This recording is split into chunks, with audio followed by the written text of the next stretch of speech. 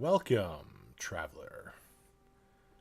Pull up a chair and listen to the tales of Exandria. For those first time listening or who don't know, this is a Dungeons & Dragons 5th edition campaign played using the Tal'Dorei Campaign setting. As for the rest of you, welcome back. Last, we left our troupe of adventurers. Click, a kobold who serves a higher power, wanders into Greenflower the same evening that Rin, a homeless woman, transformed into a lycanthrope-like monstrosity, attacking the residents of the countryside in. Rexia, a Ganassi monk, spotted Click, whom she had forgotten in a bag at their last stop. Reunited, you all rest and gather your supplies in Greenflower before making your way to the shanty town known as Old Turtle Shell. You quickly discover why it is named thus, as the town of Scrap is built under the remains of a dragon turtle's shell. Wandering the labyrinthian interior, you show an act of kindness to a displaced mother and hungry child. Your kindness is rewarded, as you are given the directions to Rin's shack through the maze of alleys and Scrap. Finding Rin's shack, Sophona discovered a false beam hiding a locket with a sample of Suude inside of it. Gathering more information, you discover the Suude is being brought by a traveler from Turst Fields, calling himself the Raven.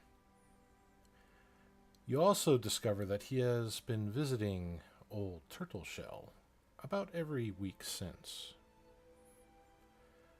Conducting a stakeout of sorts, you wait for this traveler, the Raven. Nadiv spotted a rider taking off in the hills and through the sparse trees, no likely having seen your camp. A chase ensued across the rolling hills and light forested terrain.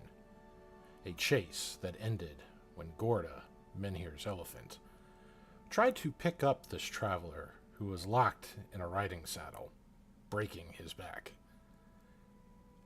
Questioning the man, you discover he was the wanted criminal known as the Raven, and also worked for another criminal named Slade, who had been involved with several other larger criminal enterprises as of late.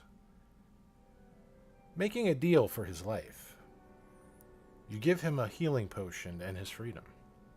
In return, he told you that Slade hangs out in South Turst Fields, the place and the coded message needed to arrange a meet with him. During the night, Click was visited by the kind elven woman who helped him escape the Ravagers when he was forgotten by Rexia. She handed him a blood-covered potion, the same one given to the Raven, telling Click he should be more careful, that the bad man was coming back to hurt Click and his friends. She gently patted his scaled head, leaving sticky pools of warm blood covering his scales. And that is where we're going to continue off today.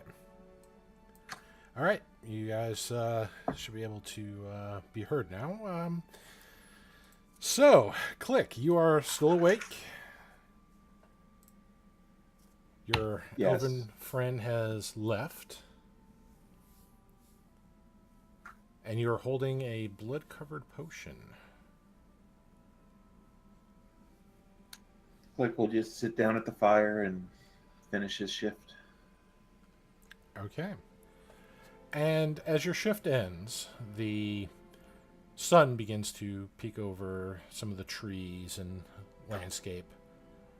The warm rays of light hitting your companions causing them to stir slightly as the warmth and the brightness is registered by their bodies.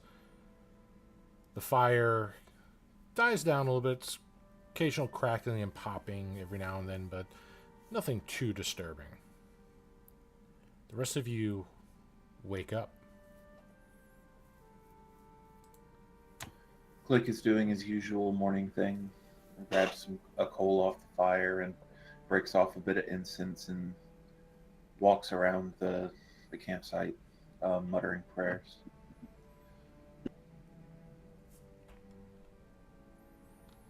Minir does his usual morning stuff as well, with checking his gear, checking Gorda, making sure everything's okay, packing his stuff.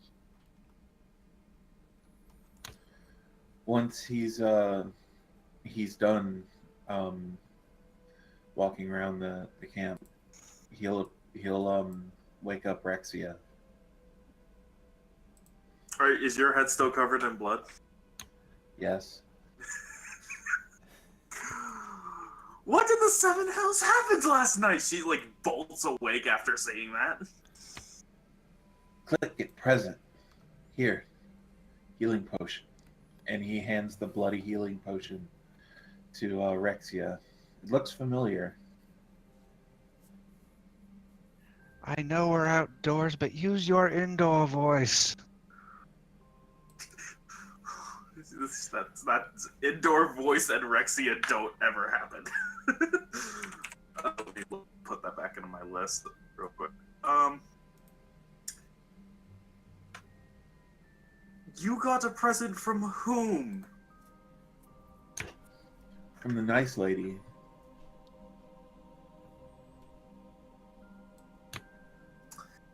What nice lady are you talking about?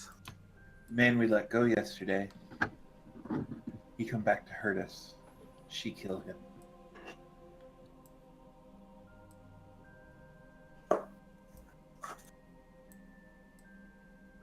Rexia is just doesn't know how to respond to this situation because this is the first she's heard about any of this, and she's to look over to the two people of their information because this sounds like a more governmental issue than it does a monk issue.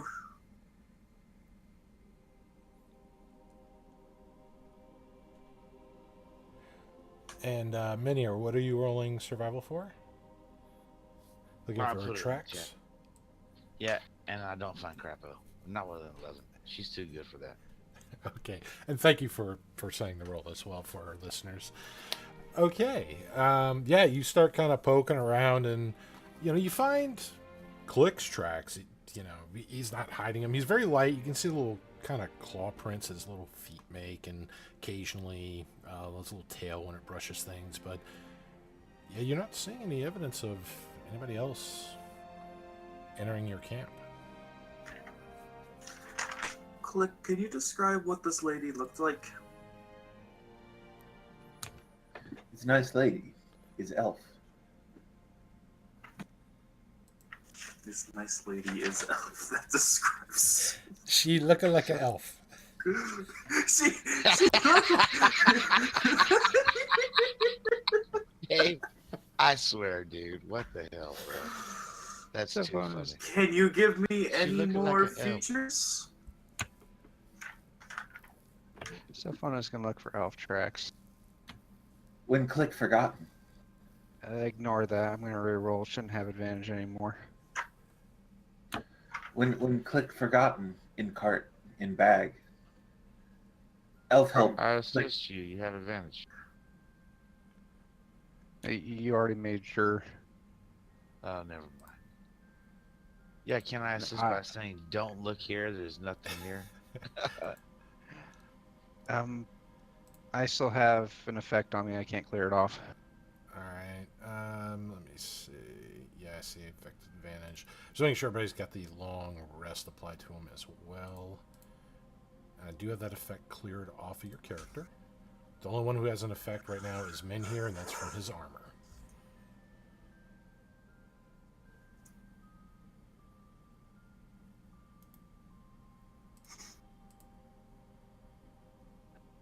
23 survival. Elf tracks, you say?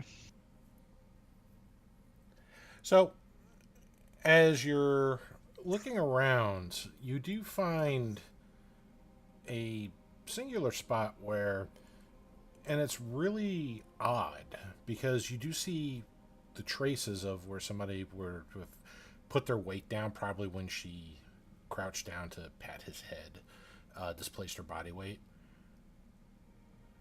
But you don't see any other tracks around that area, how those feet even got to that location. You just see where the body weight was leaned forward on the ball of the foot, and that was it.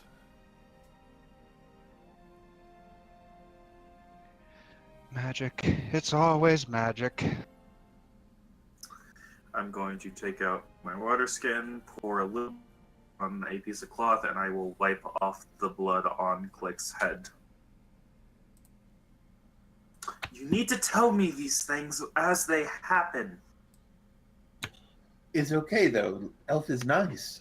Elf helped me. Not just last night. This is still something you should have told me about. Click is sorry. And she's going to pat his head because she can't be mad at him. I'm going to be sleeping my bubble from now on. She'll pat him on the head and ask if he would like to sit on her shoulders again. Click will climb up and piggyback on her shoulders. And as that happens, Rexia will turn to the group and ask, "Is the old man awake yet? Also, where is Garand?" Maybe the old man died of natural causes. Yeah, he's asleep. He snored through all of this.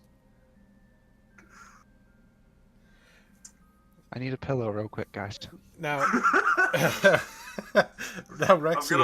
I'm going to walk over. I'm not going to full on kick him, but I am going to nudge him with my foot. Like, and All right. So as you're nudging him on your way over there, you do notice the spot where Garand was camped out, where he did have his little fur bedroll, which has been removed. Sometime probably during the night, it looked like he got up and he just left the area. You're not sure where he went to or why, but he is gone doing whatever Garand has to do right now. okay, well, before I start nudging Nadiv, then I'm going to look up at Click on my head and go, "Did you happen to see Garand leave at all last night?" He left a little while ago. You know how barbarians get. I can't say I personally do. Remember that she has not had her memory for the last 4 years. And she was a sheltered child before that. So, no, she literally has no idea how they get. Now she's going to kick Nadiv very gently, not wanting to actually kick an old man until he wakes up. Hello? It's time to get up, old man. Who are you? Are you my butler? Click is slave, yes. She's your granddaughter. What kind of family does he have where he has an heir genasi as a granddaughter? Doesn't matter. He might be senile enough. I'm gonna wait for him to respond to that. Does Oh, no, he great can't man hear need you. something? Selective hearing, remember? Selective hearing. What did Click do? What, sorry? Does great man need something?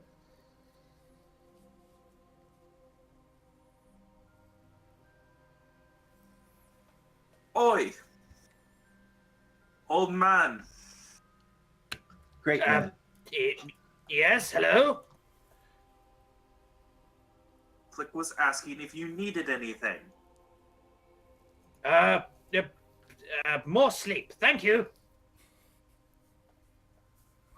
I'm gonna pinch the bridge of my nose, like, and then I'm gonna look over at Safona and go, "How do you deal with this?" I really want that promotion.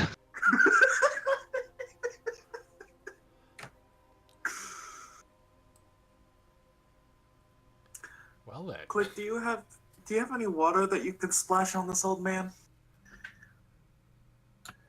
Because There'll be no need for that. I'm already up, don't you worry. Do it anyway. Click takes his water skin and offers it to the old man.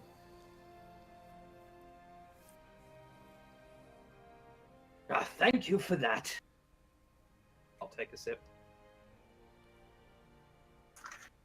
Now, if you can get up, now that you have your water, it would be nice if we can keep going to the southern Turst Fields.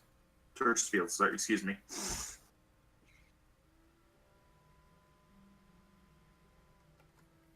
How much longer of a travel do we have, actually? It's going to be a few more hours before you actually arrive there, so you'll get there before noon. Okay. Oh, right. We also got a second horse, didn't we? Yes. We did. I got a second horse. Correction, you got a second horse. Because I had no reason to have a horse. But I suppose I can let you use him. I suggest the old man get a horse of his own. That way we're not slowed down too bad. He's got that heavy armor on. I've come to realize something. Me and Garand are the only two people who don't have mounts. And I'm saying me and Garand because Click's mount is me. Kind of. Out of character, it don't matter. Gorda's the slowest thing here. So Garand and you both move faster than her. Yeah, we do both have. I think we both have 40. Yeah. Yeah, Gorda being Menhir's elephant. But you still have a mount. We don't. So. All right. I suppose we'll eat our breakfast and go out and keep going to South Trust. Turst. How many It's not days Trust. have we used, Dave? Say again? 2? How many days of rations have we used? 2? You started on the second days of ration. So yeah, we've used 2. Okay. Click will need to get some rations. You're using mine. Am I? Yes, because I've been counting it as double. Oh, okay. So, after picking up your camp, putting out the fires, picking up the mess kits and such after eating your breakfasts, respectively, you get on your newly acquired horse, donated to you by the Raven and the local Quote unquote donated. Yes. Well, donated involuntarily. Apprehended. There you go. It's evidence. Procured. Procured is what Safona would probably call it in that line of profession. You Evidence. You all mount up, for those of you with mounts. The rest of you who have unnaturally fast speeds, like Rexia,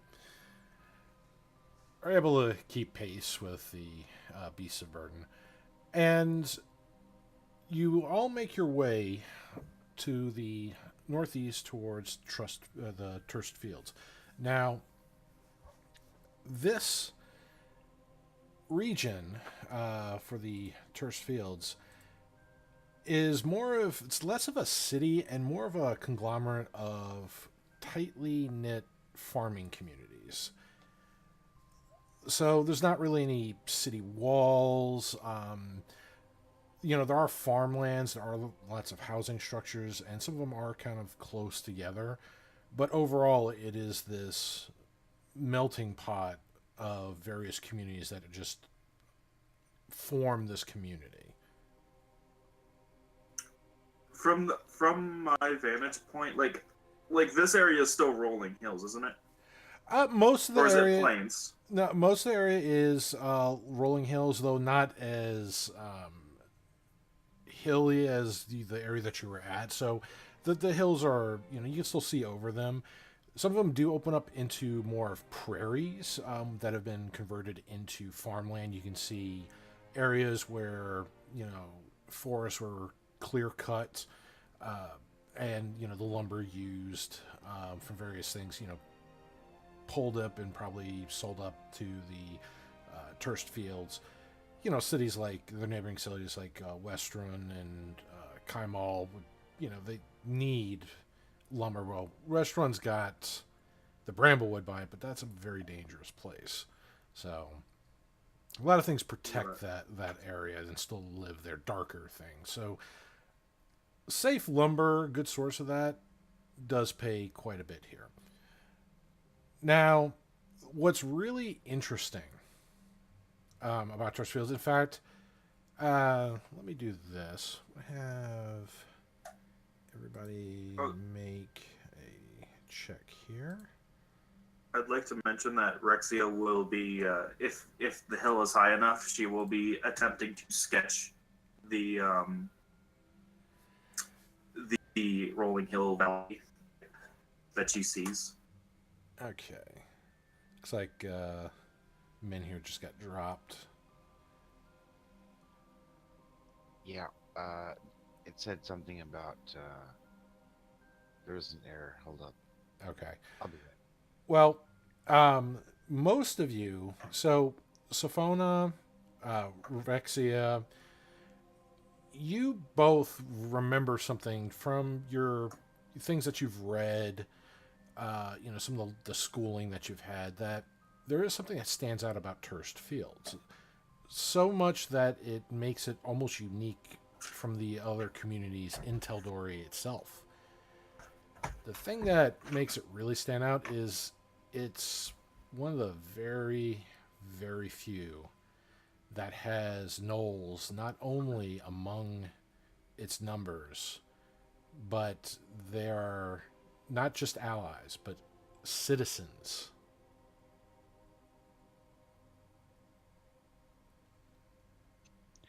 And Say they're what? clearly doing it wrong. Gnolls are citizens of Turst Fields? Not only citizens, but also allies. Yes. What's wrong with this? Sophona knows that the they've helped fight against the Ravagers, the bloodthirsty Ravagers that you have all met that have been running rampant across the plains.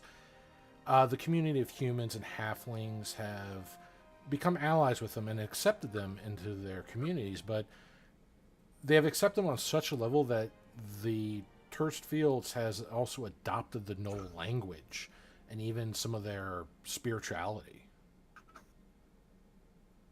Now, the Alliance isn't really accepted by the larger bits of Tal'Dorei, Sophona, as you know, but it's something to keep in mind as you interact here, both politically, being a representative of, to them, a foreign government. Oh, don't worry. I don't intend to tell them just how wrong and stupid their alliance is. Okay. Gnolls. Next, they're going to be breeding. We'll have half gnolls running around. Once again, I would like to mention that I have lived a very sheltered life and don't have the last 4 years of my life in my memory, so to me, this is just really fucking confusing. Don't worry. It's really confusing to me, too. I will be But- sketching out this valley and all of the farmland, though. But I will share this information and ask, please do not brutally murder any gnolls while we're here. You almost feel the head just turn and look towards Menhir. I wasn't going to say a certain someone with an elephant That says and we a mall. It could be anyone. got a little bit of cloth on the back of Gorda's posterior. It says we break for gnolls, and has little subtext, mostly their necks. Once Indeed. I am He done. is this information shared with him, or does he already know it, or what? I am sharing all this because I'd rather not have you all brutally murder gnolls while we're here. It Yeah, makes his- for a bad PR His incident. face is unhappy about this situation. He doesn't like any of the standard evil races. Click is an exception. Click is cute. He sure is. I will follow up what Safona says by saying to you that they are assisting in fighting the Ravagers, apparently. So evil sons of bitches fight each other all the time. That don't mean nothing. Well, I tried. I'm going to, once I'm done sketching out this valley, I am going to run down the hill with Click on my head. Okay, you go ahead and blaze the trail.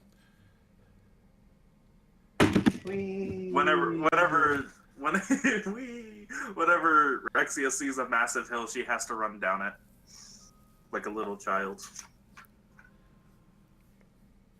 All right, as you start running through the various flower beds, the tall grass, just charging down almost like a child would, frolicking through the woods, just racing down these hills.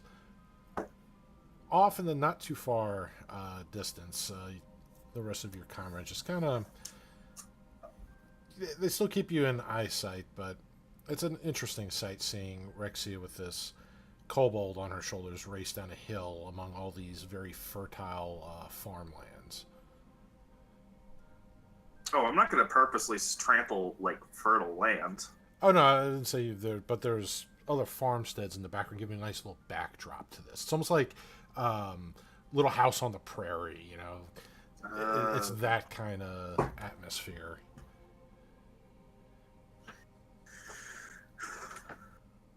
Wasn't that fun, Click?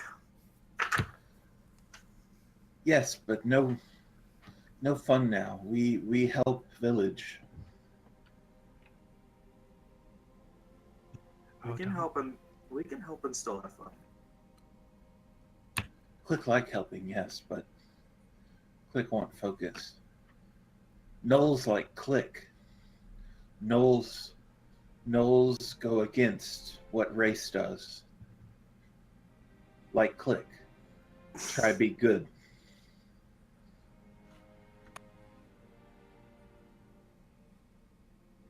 Or they're just good at fooling. No, not believe that. Have to believe our races can change.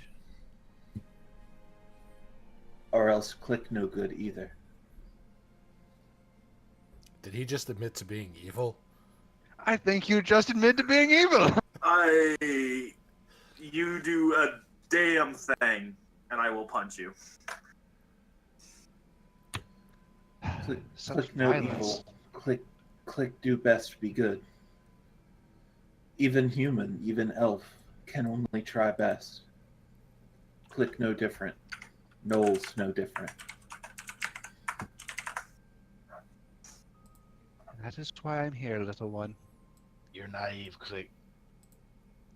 For I have the best. And I am the best. So let us get going. Come along, sir.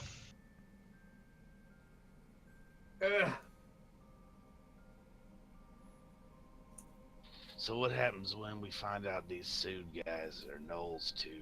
Do I get to kill those ones?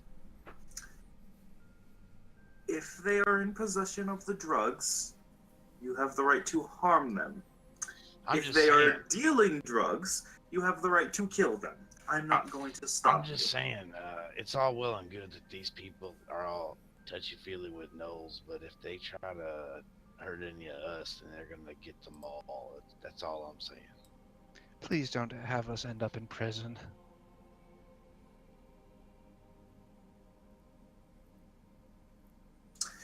Safona, when you say that, you just kind of see Rexia flinch for a moment.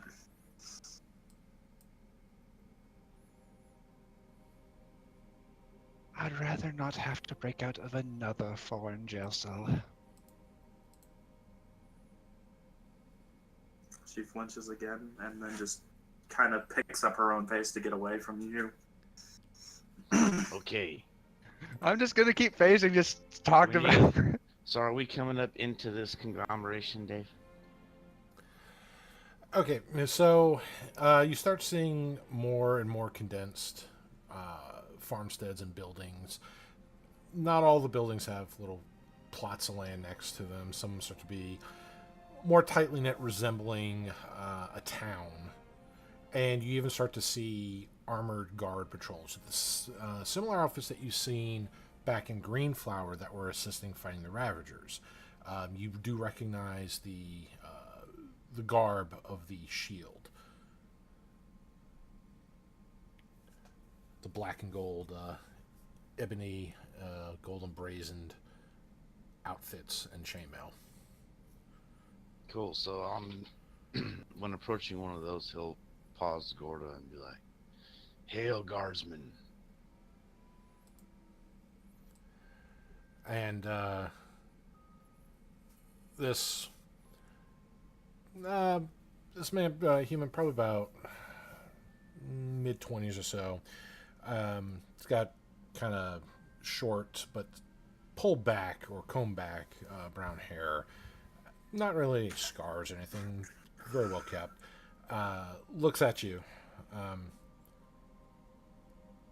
Good day. It's a interesting animal you have there.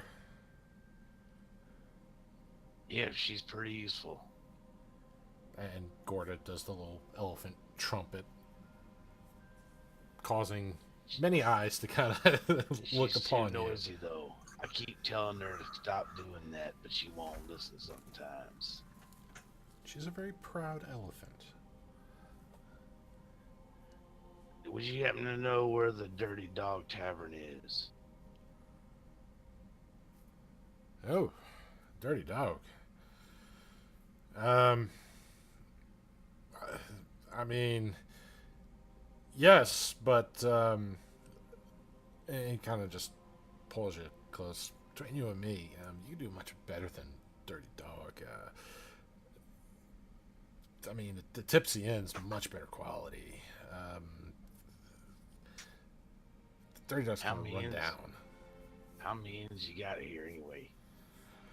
They have a few that it's nothing extra high class, something that would stand out, like a marble palace, kind of, something that the mega elite rich, would only be able to afford.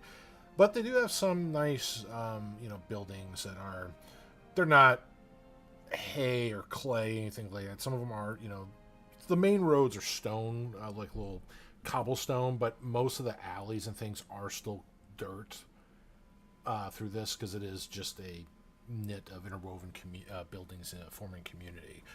So some of these buildings are brick and mortar per se. They are better constructed. Some of the shops, but they have a small handful of little inns and taverns if you're looking for entertainment, drink, place to stay. Well, also, we just recently came from Greenflower. In case you didn't know, there was some trouble there with the Ravagers. Oh, And about a couple of y'all's guardsmen was killed, and we helped fend off the attack. But I was wondering if word of that came this way yet. no. That has not reached us here yet. They might need some help. I would assume so with that, especially the Greenflower is a small community. They wouldn't have large, a large bit of guard stationed there. They probably sent word out to Whiterun, most likely. Oh, You mean West Run, right? Westrun, yes. Sorry about that. I'm thinking about something else that's going on here. But tell me, how badly was the town attacked? Well, when we were there, that particular attack, a couple of civilians were burnt in their homes, and about half the guard complement was killed. So that there's only a couple of guys there now wearing y'all's colors. It's looking pretty bad. How long ago was this? 2 days. Attacks are getting more brazen, more bold. It's troubling indeed. Well, they'll find more than a handful of us here. If they want to attack us, they're going to have to fight 150 or more strong shield. That's good to know. So anything unusual going on here that we should be aware of? Any place we should stay clear of? Anything like that? Make a persuasion check. Yeah, I'm the best at these. Can I give him advantage? That's That 20 for 21. Look at that. He's so bad at it, he gets a natural 20 on the damn roll. Ah. That is amazing. Pop, pop. All right. So, as you're talking with him, well, yes, actually. And he kind of leans in just to whisper this kind of to you. Look, to be honest with you, we have a few issues going on here as well. Ravagers haven't been so bold as to attack us, but any prosperous settlement, we have, let's just say, some criminal elements that are always pining for control. Well, first there was the clasp, and then the myriad came to town, and now it looks like there's another, calling themselves the Six Blades. And they seem to be a little more devoted, or dare I say fanatical, than the other two. They've made examples of Shield, Myriad, and Clasp alike, chopping them up to bits and leaving them around the city to prove a point.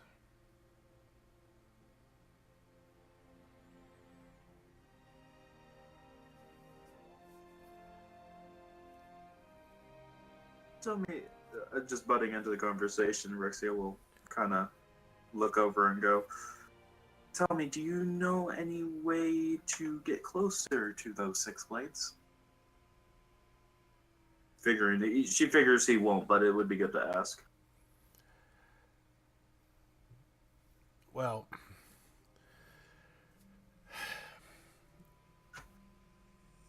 any more information at all from them specifically would be great.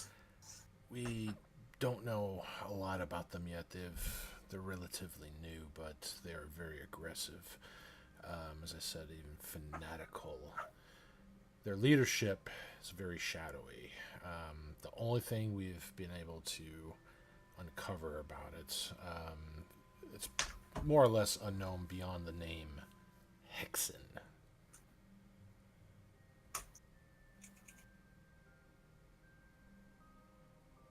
Hexen. Hexen is what I heard. Now, we've also had some issues with this poison that came from overseas called Suude. That's actually why we decided to come by here today. Well, it's been spreading like wildfire among the poor of the city. But there has been a doctor from Kaimel who has been trying to help with this influx of addictions and, well, other things that we've been seeing since the suit has been introduced.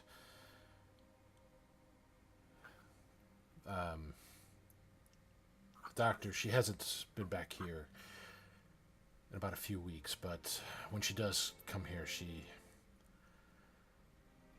has helped some of the populace with their addictions, but more of that stuff just keeps being poisoned out, and I'm a fear that some of them just get right back on this stuff.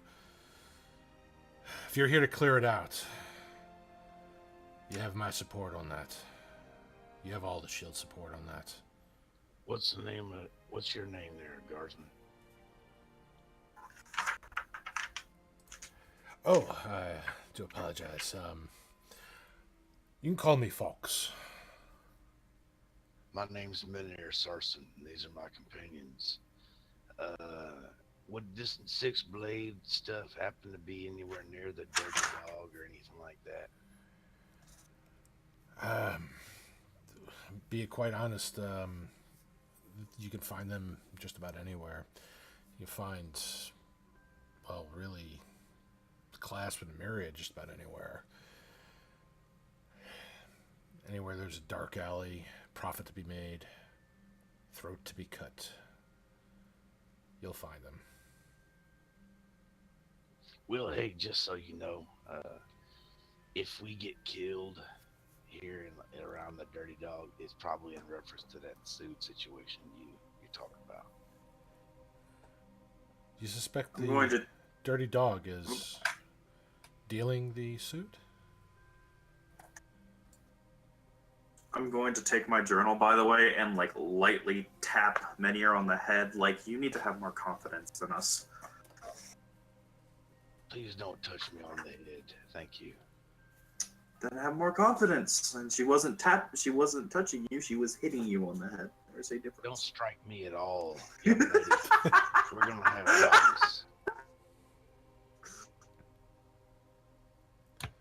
problems. Click raises his clawed hand, seeming to be waiting to be called on by the guy we're talking to.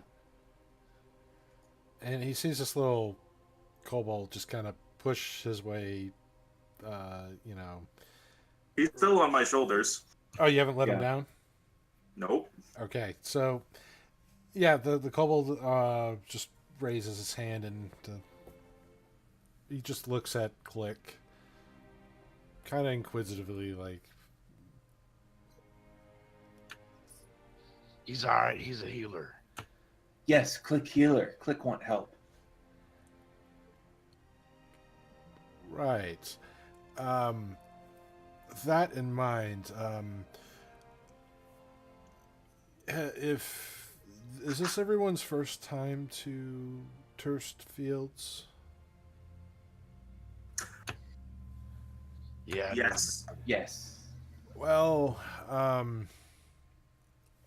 some of the inhabitants here are, well, a little more unusual than what you might find in some other cities. Are you talking about the Knolls? Yes. They do run businesses here. They do live here. They, as a member of the Shield, and as you visiting, stopping through Turst Fields your first time, need to stress the point that they are not raiders, and we do defend them with our lives in Shield. So treat them as you would any other citizenry here, or as you would other citizenry, law-abiding citizenry in other cities. So, in other words, if they attack us first, we are able to defend ourselves. Well, if they attack you, defend yourselves. But if you can find one of us, then we'll quickly break up the fights. But yes, just don't go starting any fights with them. They are here of their own volition. They are members of the community, contributing to the growth of Turst Fields. What's Unless the name of? Sorry, go on. they're involved with the Suude stuff, right? Because you just told us we had your support against these Suude peppers. Yes, the Suude is slowly decaying our community. Fair enough. So they're not especially protected if they're involved with that. Good to know. What is the doctor's name that you were talking about? Oh, yes. Sorry. Her name is Kendra. I hear she's set up and does a lot of her research in Kaimal.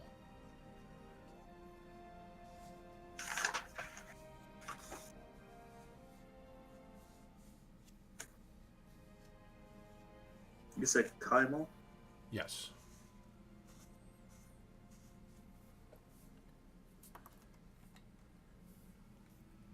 Yeah, K-Y-M-A-L. I don't like that name, Dave. What? I don't like that name, Dave. Kaimal? What's wrong with Kaimal? What do you got against Kaimal? No, Kendra. Kendra, Dave. I don't like that name. Does it just sound inherently evil to you? Nope. That's out of character, in character voice again. No, I'm speaking. I figured that I'm speaking your character. Does that just sound inherently evil to me? No, out of character.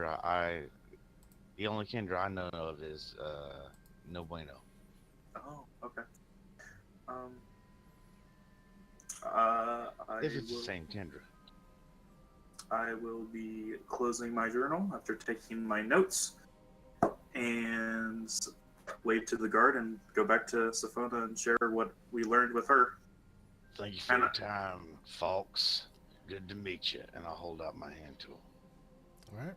He shakes your hand and wishes you well on your way. And be safe, travelers. Bye, big fighty guy. You are too adorable for your own good. Stop that. Oh. Not kidding. Don't stop. Hi, big fighty guy. That's pretty funny. But I will be sharing my notes with Safona about the doctor assisting with the Suude addiction, her name, the 3 criminal organizations, the clasps, the Myriad of Six Blades. And I will ask her if she knows anything about someone named Texan. There's just going to be a long moment of silence. And then she's going to say, so what exactly did you tell the guard? I got that here because he was the one who was majorly talking.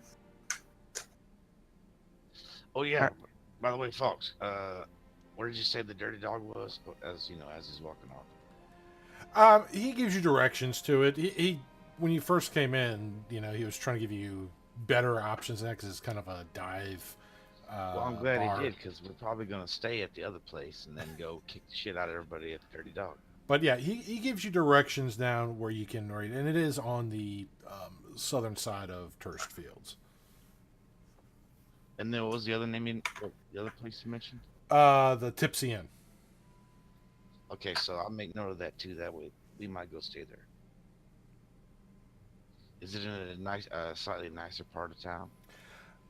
You're not sure. You haven't really been. You're still kind of on the outskirts of the community. So, from what you can tell, the outer parts, they're kind of, they're okay. Nothing like dilapidated slums or anything like that.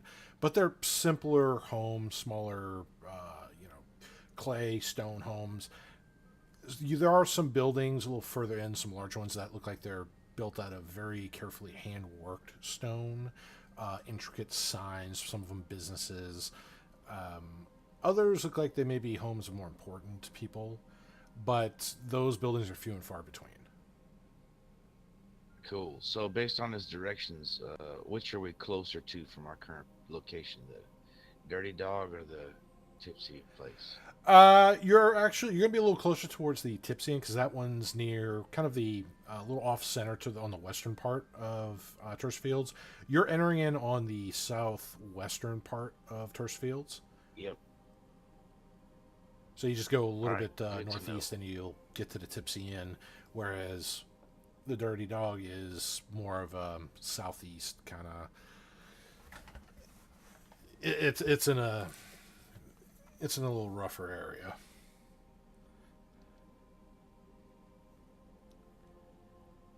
Good to know.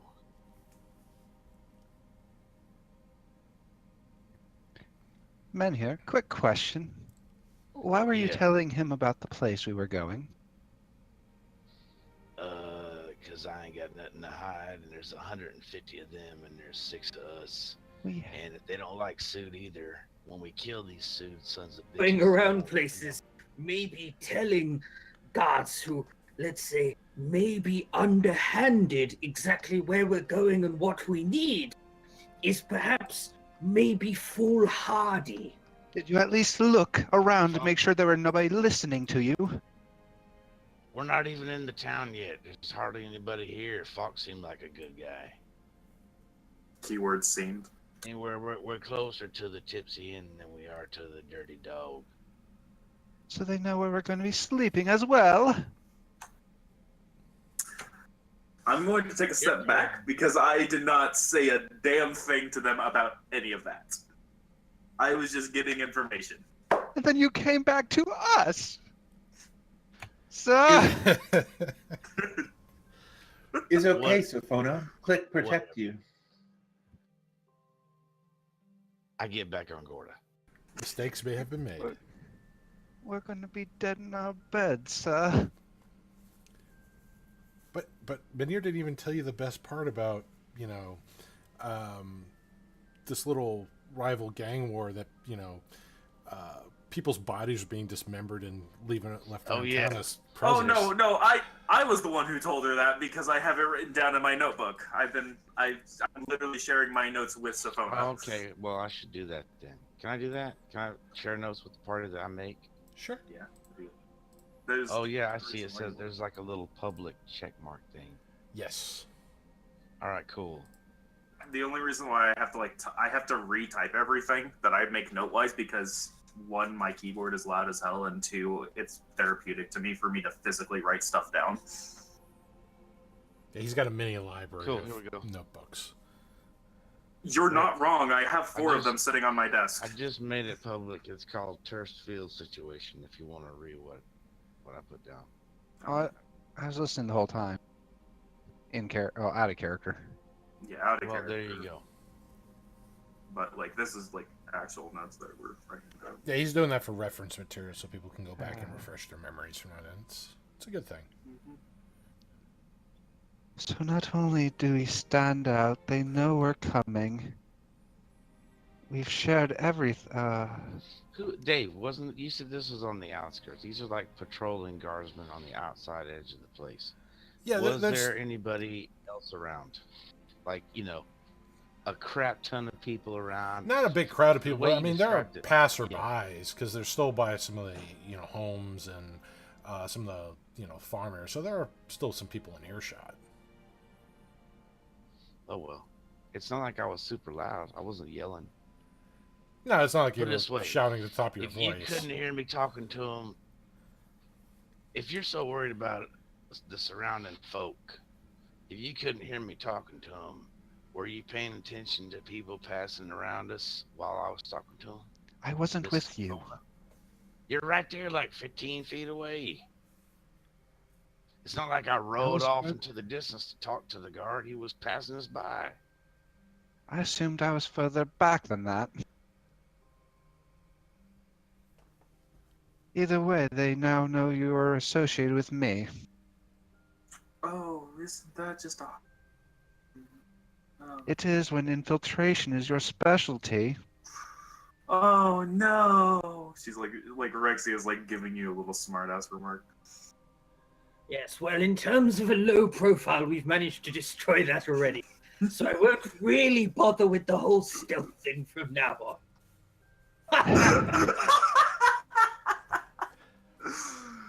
Oh, So- yes, sir, because no one hears you coming. Yeah, I was about to say, he says the fucking world the armor. Someone should add in the Turst situation stealth optional. Well, I know the clasp and Myriad. Not surprised to see them out here, but these 6 blades, they seem more unique to Turst Fields. Once again, I will ask you about the hexen that was spoken about. Any memory you may have read on as a Republic person? It's basically a secretary. Fucking 30 history? Hey. natural 20 history. Another Hey. natural 20. Well, all right. So for the name Hexen, it does. You do recall seeing a few things about that. Nothing directly involvement from you on that, or any missions, things like that.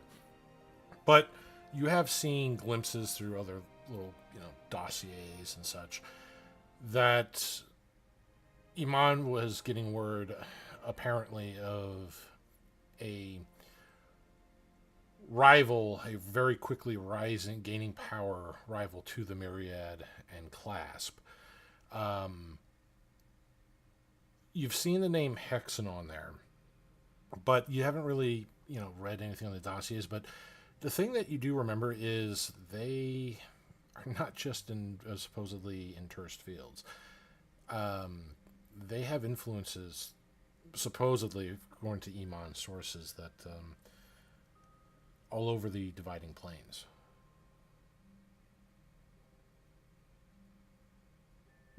Oh, goody. First the crooks, then the slavers, now the ones you said chopping people up.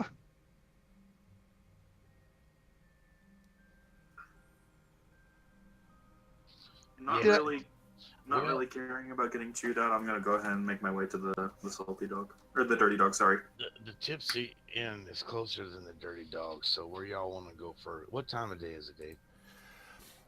It is about 11:30 in the morning. All right, so since you're concerned about things apparently and paranoid, how do you suggest we proceed, Miss Investigator? Well, since they already know, we might as well just go swords out, bows blazing.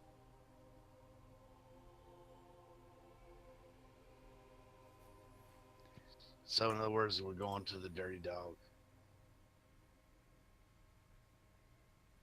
Don't forget, someone needs to order the salty cod and say, I have no money, but we'll pay after dark. Rexy is already like her full movement ahead of you guys, just walking with Click.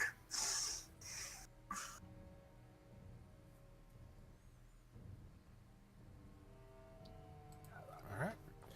Is anybody not going to the Dirty Dog?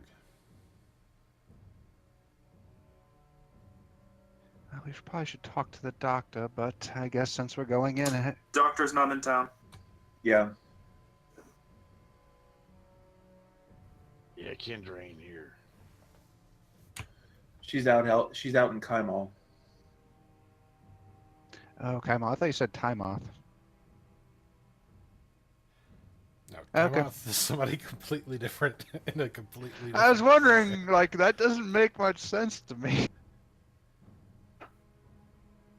I mean, he's got a big head and all, but it's not enough to get its own zip code where people can actually start getting residents around it.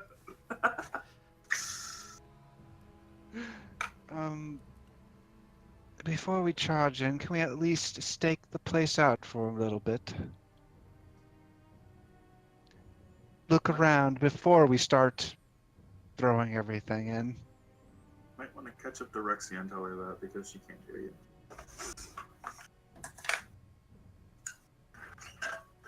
I will chase after on my 60 move horse.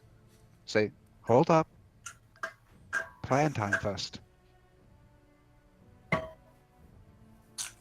Why don't we just at least stake the place out before we reveal ourselves? That way we can see if they know who we are. Because if they react to us before we tip them off, then we know it's not going to work. See, I can be just like Bossman.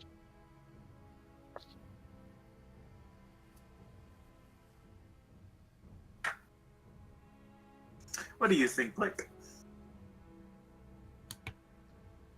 Click wants to go dirty dog.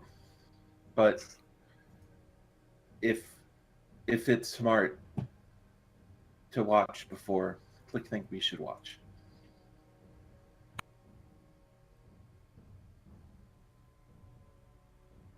Rexia shrugs at that and looks at Savona. I guess that's what we're doing.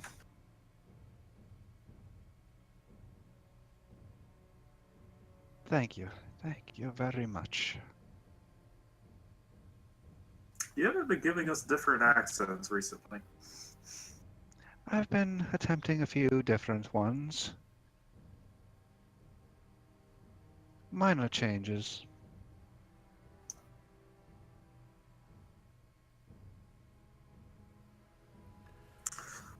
All right.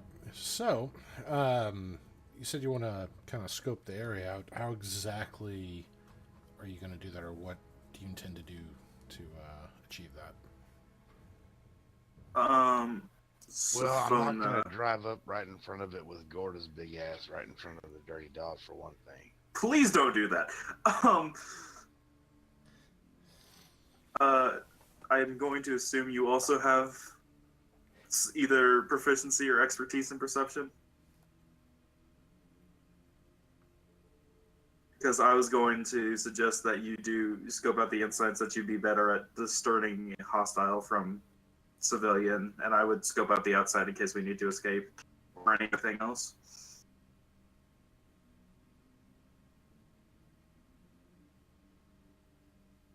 Click can go in. It can go in. Anthony. Preferably sending either you or men here in first would be a good idea.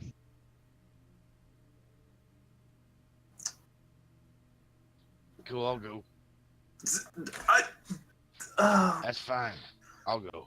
Actually, send both of you in. Watch Gorda. Make it. If there's two of you, it's less likely they'll make you disappear. 3, because I'm not leaving Click on his own. Don't worry, he can sit on my head. Absolutely not. I will keep him. I will keep close. I will keep Click close to me on my head. That is not a hard sentence to say. Technically, he's riding on your shoulders, but okay. Close enough. It's like the weirdest Click family obey. going to IHOP.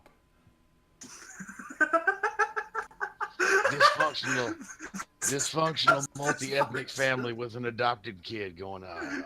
Yeah, that's exactly what I was thinking of. Oh, okay, let's do this. This could not possibly go wrong. Well, as you start making your ways through South Turst Fields, you start to notice some of the buildings. While they're not, condemned or anything like that, they are showing a little more wear and tear than some of the other buildings that you've passed in the western and central parts of the city.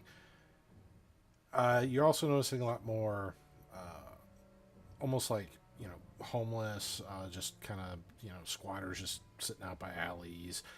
Some of them just kind of holding their hands out, looking for coin. All of them just, filthy faces, rags. Some of them, torn at the knees. Others just, it looks like they took burlap sacks and have been using that to kind of patchwork up their clothing. Now, As you get closer to the Dirty Dog, you do see the building that you give directions to, and it almost looks like a lodge more than anything else. Its walls are made of this old timber. The foundation part of it looks like it's just kind of cobblestone, but the timber on the outside looks like it's seen better days. Lots of nicks, little cuts, and so forth in there. The shutters to the building the storm shutters are all closed. Standing outside, in contrast to the dark timber beyond, are two almost hulking figures. One of them is a Goliath, male Goliath that has various little tribal tattoos running from his face down his neck, across his shoulder blades, and his hair is just this mesh of knotted dreadlocks.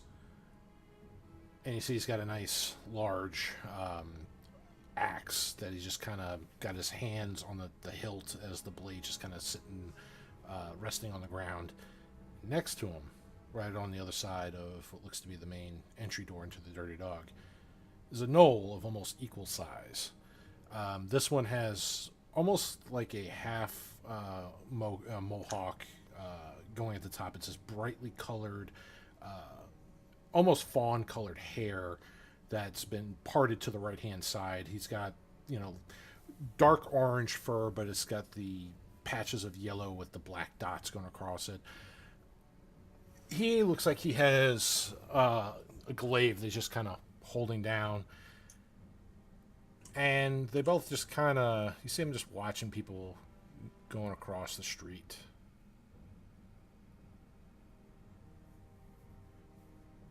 Well, down the street, I'd have got off Gorda and then started approaching the place on foot. Okay. I'll let the guy who could take a better hit than me go first. And Can I can I roll perception to get a rough number of the homeless people on the street?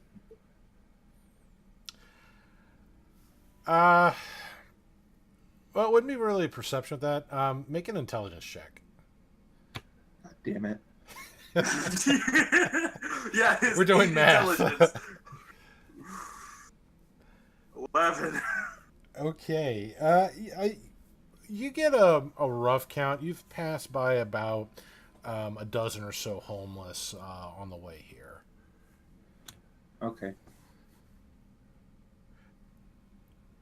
Now, Menhir, as you are obviously approaching the Dirty Dog, their gazes just kind of lock onto you as you approach. They don't really move. They don't even seem to kind of tense up, but you do have their attention as you approach.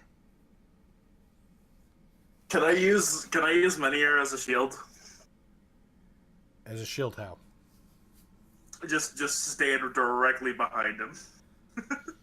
Like you're trying to actually hide behind him? No, it was a joke, but I am right behind him. All right. With Click still on your shoulders. Yep. Okay. Unless Click says otherwise, he is on my shoulder.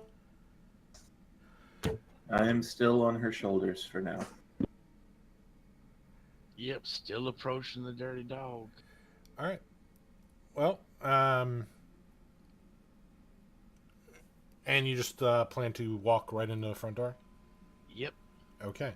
As you get about 5 feet from the door, the gnoll just kind of drops the glaive a little bit, just kind of making this little bar to the path, and the Goliath looks up at you, looks at Rexia, at this little kobold that's just trying to be as cute as can be on top of the shoulders of this Ganassi.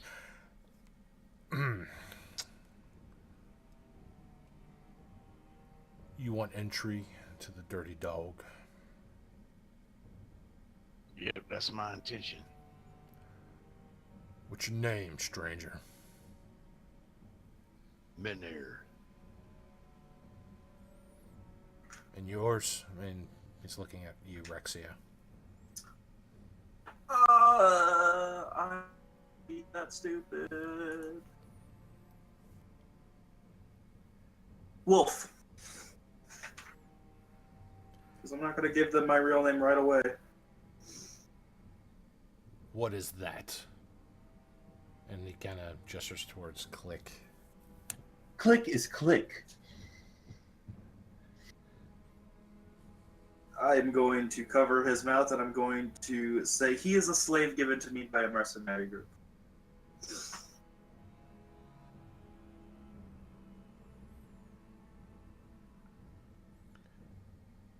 What's your business at the Dirty Dog? And he's talking to you, men here. Well, I'm kind of thirsty, and as far as I was told, this place gives ale and food too. I can eat a lot.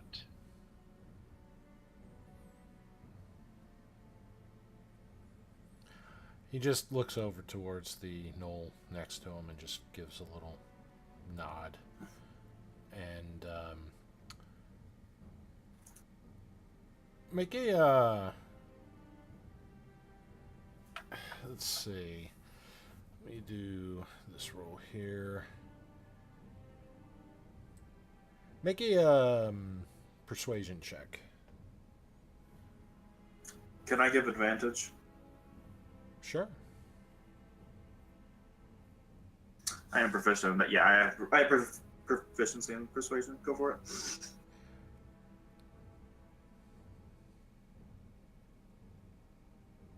Nat 20! Nat 20 for a 21. All right. So beats his 3. So as he's down to the knoll looks like he just is waiting for the signal to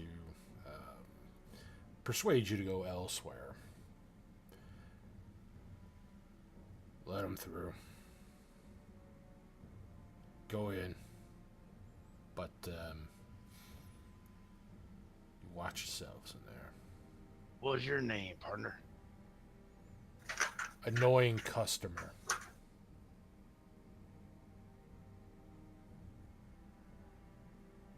Ah, fair enough. And the knoll lifts the glaive, and they just kind of keeping you in the peripheral vision, but they're also trying to eye some of the other people on the street.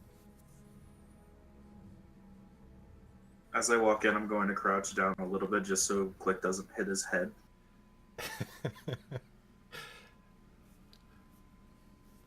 All right, so you kind of dip down. This Click's head just barely makes the clearance of the doorway, the door frame, and inside is somehow the dirt street seems cleaner. A lot of the knickknacks and things around here doesn't look like they've been cleaned in probably 2-3 years. There's mostly empty seats here. There's one table that's got looks like 2 people just kind of eating at it, an older gentleman and a younger man. At the bar across, there's this half orc that just kind of spits into this tankard and is just rubbing it down with a cloth. And he just kind of stops for a moment as he sees you enter in with Click and just gives a snort and goes back to managing the drinks and such behind the bar. Can I roll something to figure out to either hear the sounds of like weapon clanking against leather or armor, or to see if anyone is armed here? So, yeah, I mean, for that, be just perception, because you're just actively trying to see all that. Whee! 12. You're kind of off-put a little bit by, just how grimy this place is. You're trying to listen, see if you can hear, weapons or, metal being hidden. You're not really hearing that too much. Some of the bodily functions of the orc behind the bar just kind of grabs your attention every now and then. It kind of distracts you. So much for that. Smells like stale peanuts and almost not like rotted meat, but just foul, like somebody cooked a really bad stew. All right, I will walk up to the bar. Old man, take over watch duty. I need to go pick up an item. Okay, I'll keep an eye out for anyone who already knows who we are. That's what I'm solving, sir. So she's gonna go pick up with the Mr. Potato Head pieces, put it on. No, she's gonna go find herself some clothing and a disguise kit. All right. Click is going to follow Min here to the bar. He'll drop off of Rexia's shoulders if he has to. Rexia is going to go to the bar as well. All right. While you're doing that, Sophona, make a investigation check, please. Alrighty. Go guidance. Guidance is such a great ability. It is. It really is. 24. All right. Well, you have no problem finding a shop that has exactly what you need. In fact, this is more of a kind of a little costume shop. Things that, maybe bards, other entertainers might go to get their supplies to do their shows.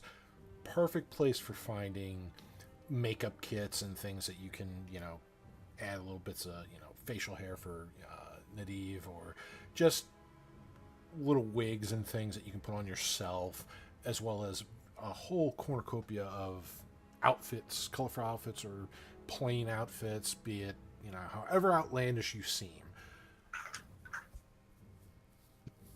We're going for the not outlandish side of it. So you don't want like the brightly colored things with the bedazzled jewels and the little shoes with the bells on the ends. They'll never hear me coming if I go in as a clown. I'm mine. You literally have, like, the only thing that's not making that better is a giant glowing and flashing target sign. All right, so I'll let you think about what you the outfits and pieces that you would like to try to procure from here. We'll touch up a few more things at the Dirty Dog here. So, Click, you said you were going up by the bar. Many of you kind of sat down at the bar.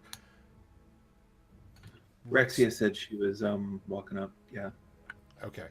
So, all three of you are kind of at the bar. Click's still on the shoulders of Rexia. I'll take him off and I'll put him in the... Well, how tall is the bar seats? They're standard height for seats. So if you were to sit down, like his head would barely kind of peek up over the bar. If he stood up or kneeled on the bar stool, he could kind of have his hands on the counter. Click will stand on the bar stool. That's fine. Yeah, if he wants to do that, she's not going to stop him. That's exactly what he does. And the half-orc that's been kind of cleaning things beyond the bar. Now, Rexy, you're the first one to notice this. As you sat down, you kind of get a better view over the bar. You realize that this guy is not really a half-orc, and he is much larger than he seems, as it looks like behind the bar, the floor of the bar has actually been cut down about an extra 2 feet lower. And him standing from that extra 2 feet, his torso is still visible above the bar. Thank you, passive perception. So he's a big boy. Yeah, he's pretty big. Can I... weapons being like 5 feet from him. You're trying to see if he's got any weapons? You cut out partially, that's why I'm re-asking that. Yeah, any weapon. Make a So it's perception. like 5 feet away Make an from- active perception on that. What does a 23 get me, boss? While he does have, a dirty leathered apron, a little white shirt on, you do see some things that look like little bulges from beneath the apron on both sides. And you kind of see a spot where it's been filled up by various jugs and things, but there's a spot that's kind of sun faded. It looks like it may have had some sort of mall or something there that is not there right now.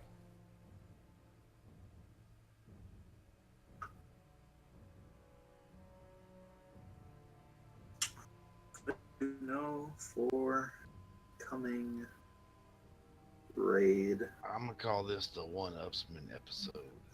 Because Menders used to be in the biggest dude around, and so far every guy Dave has described has been intentionally larger than him. Is this guy considered, like, I know we don't have a map, but if he were on a map, would he be considered a large creature? Yes. He would be in the large category size. Can I So roll he's for over something real 8 quick? feet tall. Can I roll for someone who looks like they're either watching the entrance or suspicious outside? Other than the two door guard outside of the dirty dog? Yeah. All right. Yeah, make a perception. 22. Okay.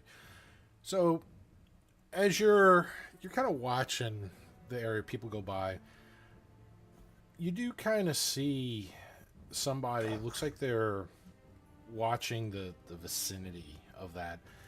They're in a kind of a cloaked hood. They look like one of the homeless. Just kind of squat, dirty. The pants are just kind of frayed right above the ankles as they just kind of sit, their knees tucked up to their chest.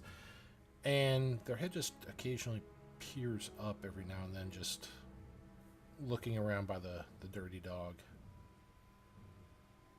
Is he looking at anyone or anything in particular? Make an insight check.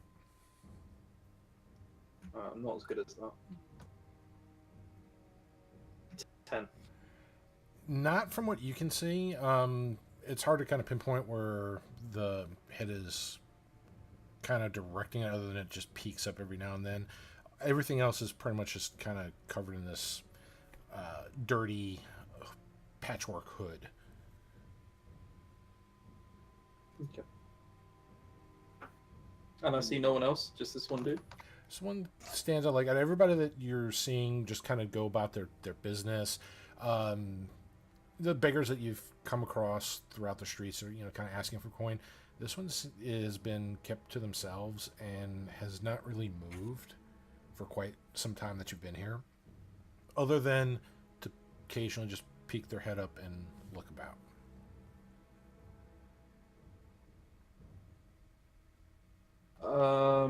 Okay. I'll just keep an eye on him from now. All right. So, Fauna, have you figured out what outfits and other knickknacks you'd like to purchase and include in your new attire?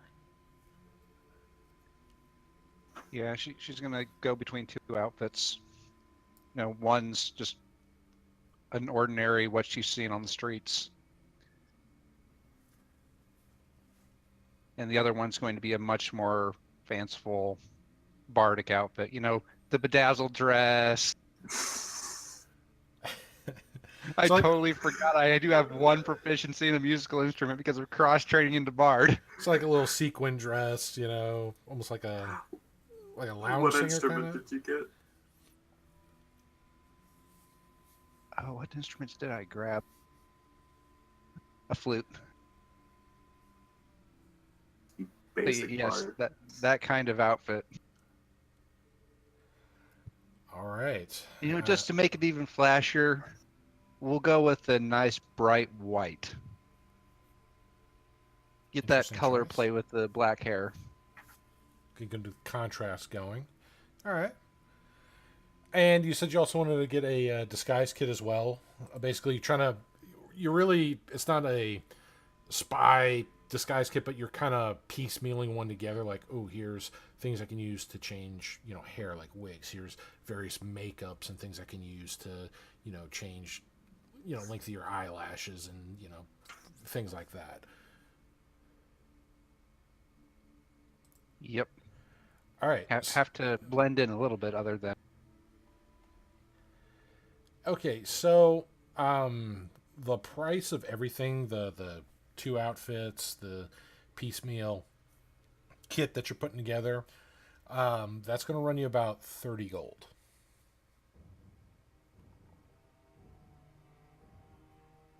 Oh, she wants to haggle.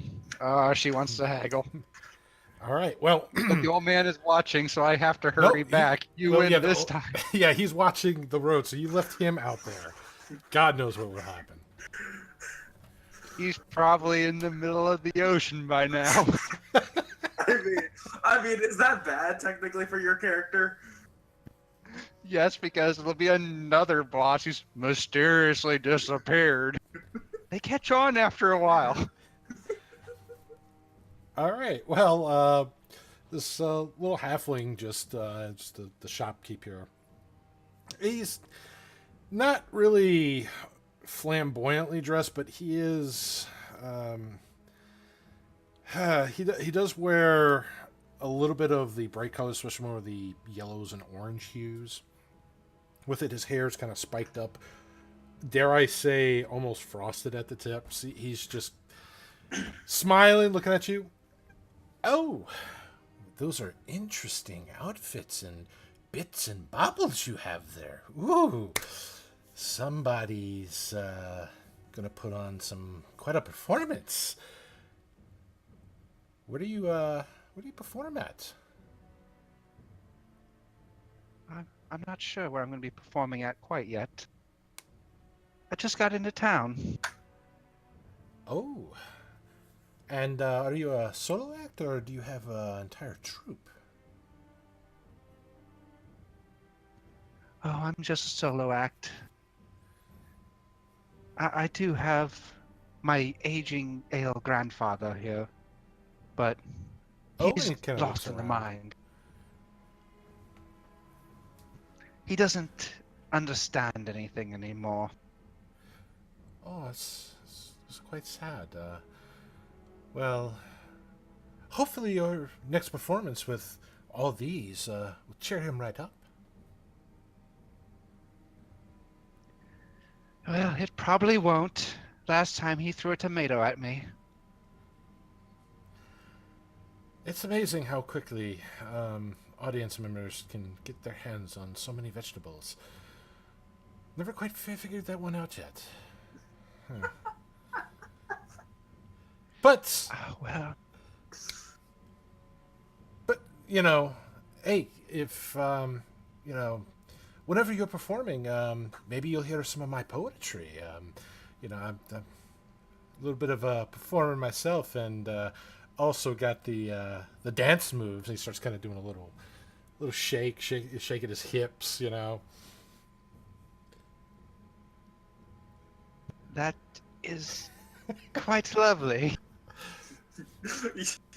And his performance on that is I well, demand you roll this performance. he got a 17, natural 17 on his performance with that. So he's got the little hints of the moves like Jagger there, but he needs to work on it a little more. Considering the whole ensemble, his personality, but there's potential there if he really, really worked at it and honed his skill. Well, just Why do you perform? I would like to see that again. well, I try to make my rounds through the city. Various inns when they have the festivals, Harvest Festival. When they have the Winter's Crests. But you hear the name Pippin. That's me. What is your name, by the way? I'd like to listen out for when you're going to make a performance. He seems like really excited. Me. My name is Lariel. Lariel, oh, it's such a beautiful name. You're related to the Western Lariels? Oh, no. No, unfortunately, I hail from far south. Well, nice folk. Let me get these all up for you. And he starts, taking the things and neatly folding them, and just kind of not really like a gift wrap, but he does have like a little bit of. It's almost like a little clean paper that he kind of folds into a little neat little sack, and does a very nice job, just almost kind of travel wrapping it for you. And all right, that'd be 30 gold. I have to roll a bad decision, D4. Evens. She'll pay. Okay. It does seem a bit dangerous to perform here. I had many people tell me not to come. Ooh, well, it wasn't always like that. In fact, a lot of these communities enjoy the traveling arts quite a bit. It's actually a nice traveler destination for such things. A lot of aspiring bards, entertainers love coming here because they can really fine-tune their crafts and put on a good, even if by their standards was maybe not their best performance. These people rarely get to see high-end entertainers, and they're very appreciative of these things. So everybody kind of wins in that. So it's where you can really make a name for yourself here and not be embarrassed if you miss a step or two. Though the recent murders and drugs that have been going into the community has made it very difficult on street performers, but if you stick to the taverns, you'll be fine. There's plenty of shield here to protect you. Don't feel that you can't walk around during the day, but I would not go wandering around too much late at night. Well, thank you very much for the advice. You're quite welcome. Remember, listen for Pippin. You'll never forget it. Indeed. Have a good day. And you're the same. And he just kind of hops back on his little, it's almost like a high stool chair, and he just kind of, he's just so happy. He's just high on life. Out of curiosity, when you leave the shop, can the rest of the party, no matter what distance away we are, can we just feel like the shame coming off of you? I'm pretty sure that sigh just echoes throughout the world. It just resonates.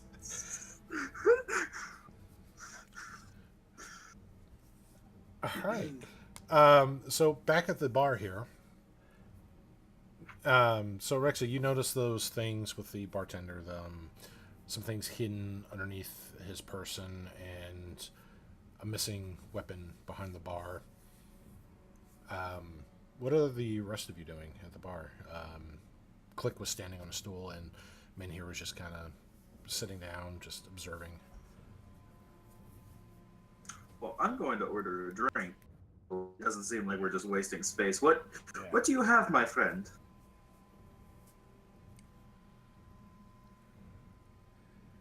I put a silver piece on the counter and say ale.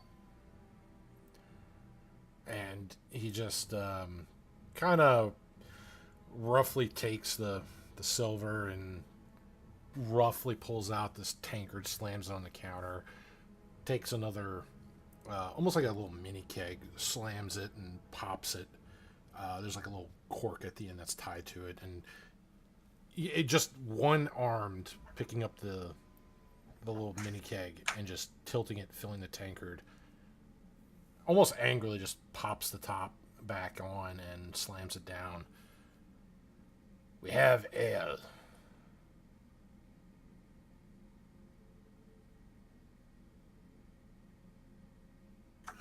I suppose I will have she'll pay. You'll have what? You cut out. Technically, I'll have one as well, and she will pay. technically, a silver should pay for at least 2, is what Minier's thinking. Let's not get on bad terms, and she'll pay. Takes the silver, just slaps his oversized hand on the counter and just pulls it back.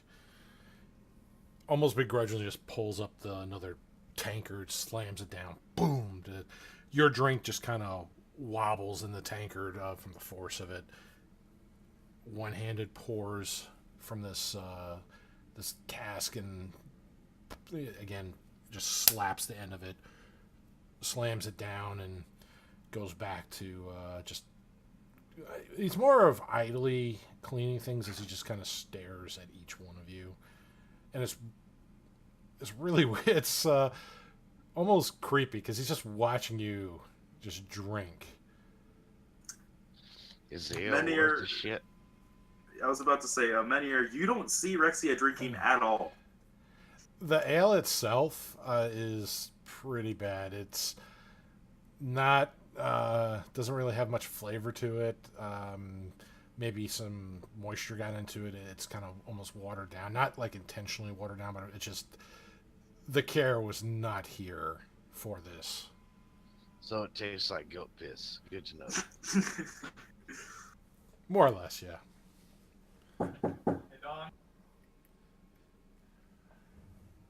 All right.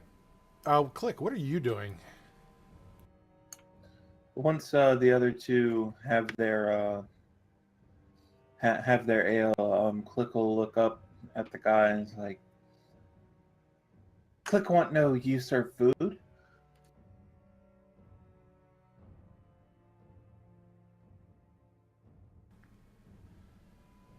And he just gives out this long sigh,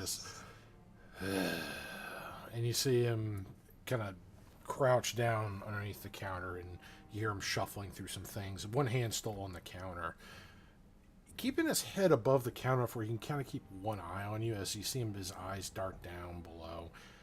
And you hear some things like plates, like almost like pewter plates, just get knocked down.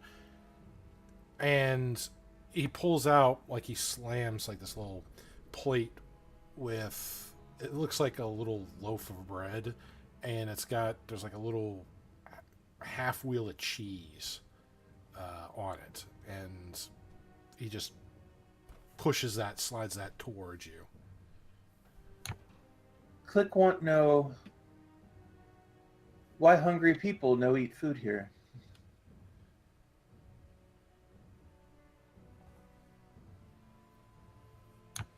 Homeless people on street look hungry.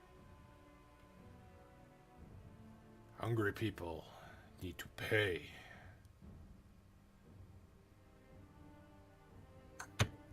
Then how much feed them? How much want?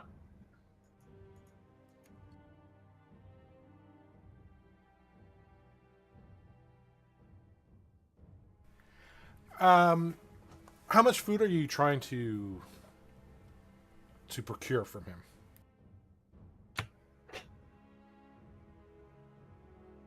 Click is imagining inviting all of the homeless folk in here for to let them drink and eat as much as they want right now. That's not a good idea. That's not a good That's idea. not a good idea, Click. He has an intelligence of Minner 8. will, Yeah. Minner will lean down and whisper as quietly as he can into Click's ear. That ain't a good idea, Click. But people hungry, people need eat. We can deal with the hungry folk later, Click. This is not exactly a safe place if you didn't catch that. No, Is it better to But- be hungry or dead? Click. Which is better?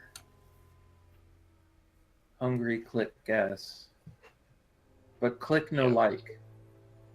Rexia will put her hand on Click's head and goes, "Don't worry, we'll fix So the this- situation." This ale is so gross that it don't even have the normal effect of ale, does it? It's not good ale. Yeah, it's not strong. The flavor's not Okay. there. It's like drinking really bad, like Bud Light or something. It's Oh, okay. yeah. So since Minard doesn't like waste, when he's done with his, he notices that Rexia doesn't drink hers at all. He'll swap mugs with her and drink hers too. Click will put down 2 gold pieces on the counter, grab the loaf of bread and the cheese wheel, and start to leave. Whoom, the hand comes down, pulls the coin back, and he's just watching Click leave with this. What you can feel, Click, is the bread's kind of stale. It's a little hard, and the cheese is also pretty hard. But you walk out with both these items hand I'm in going to hand. yell at him. As he's leaving, I'm yelling at him. Make sure that you go straight to Safana or Nadith. Click looks back at Rexia and then takes off running out the door. And I'm going Nadith, to... you can see Click come charging out of the Dirty Dog with a loaf of bread and half a cheese wheel, full bore. And the bouncers at the door just kind of look at him as he runs off. And one of them, the Goliath, just kind of looks in, and the barkeep that's standing there just kind of gives a slow nod. And the Goliath, who looks like he was kind of tense on the hilt of his weapon, just kind of eases his grip a little bit. Curiosity. I'm gonna keep my eye on Click until he gets out of my. What direction did you go? He's going back the way he came. That the party came. Are you going towards a party member? He would be running towards in the direction of Nadiv, but he's not, from what he's just described, just passing him up, traveling the route that you came in through the city. I'm going to grab Minier's shoulder. I'm going to say to him, "Forgive me for leaving you alone like this," and I'm going to run out and chase him. And, well, not so much chase him like in full-on sprint, like panic to not raise a alarm, but I will be following him at a brisker pace because I will eventually catch up to him. All right, and a similar event also, Nadiv, you see the Rexia comes bursting out, going after Click. The bouncers at the door. Oh kinda- wait, hang on. I'm not supposed to have disadvantage on. Oh wait, no, it's You're yeah, full no, armor. it's because of my armor. It's because of my armor. Yeah, okay. I'm trying to hide. Okay. Hold on. Hold up. Wait. I just have to beat a 12, right? I have a +0 to my investigation. I don't see you. I'm gonna walk right past you. Well, it Oh, wouldn't be God. investigation from that. Your Be passive perception. Your passive perception, you'd see Nadiv just out your peripheral vision as you're going after Click. Oh, right. Passive perception. Nadiv.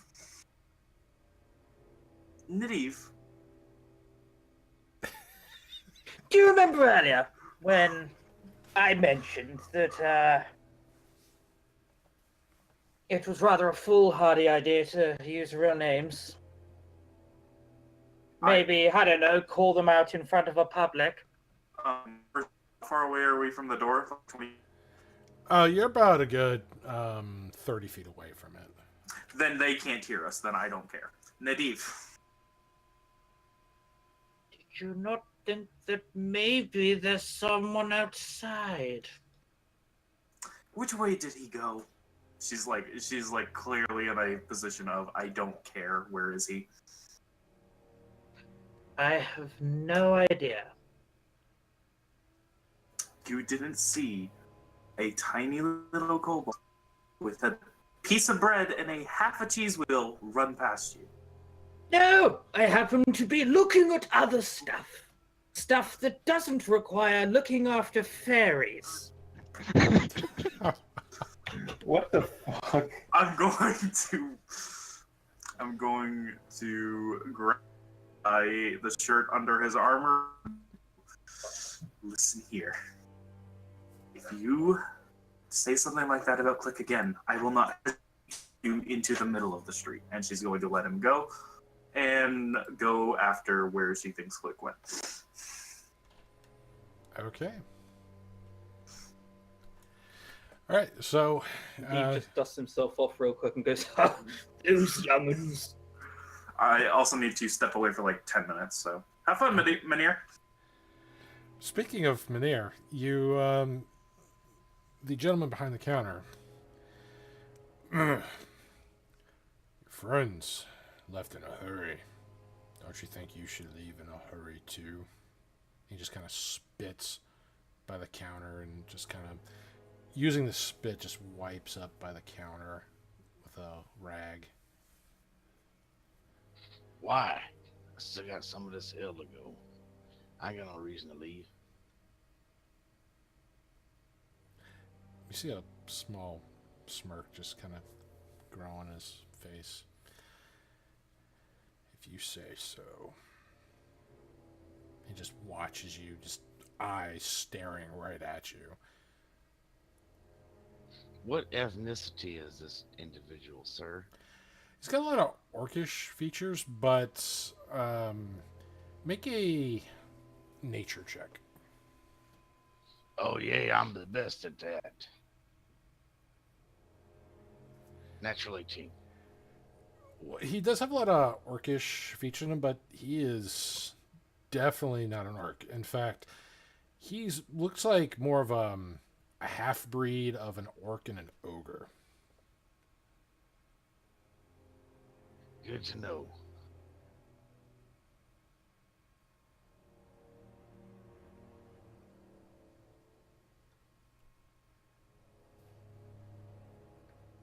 And the two people that were in a booth quietly, they both just kind of just not really being too quiet about it, but also not trying to make too much noise.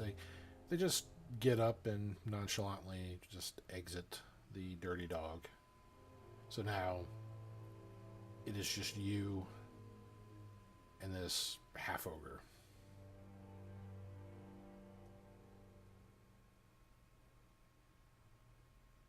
Who is staring you down.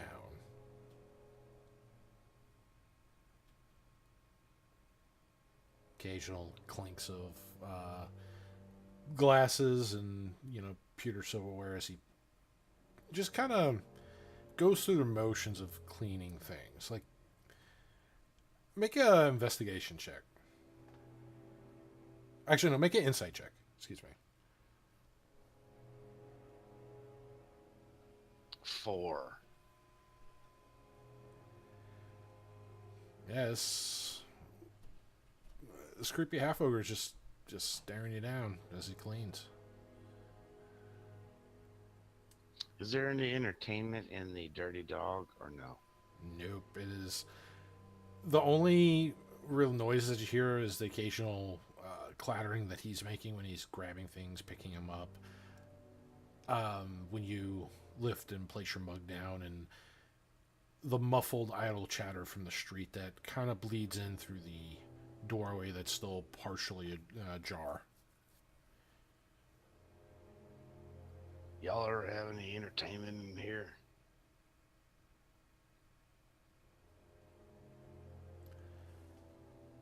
We're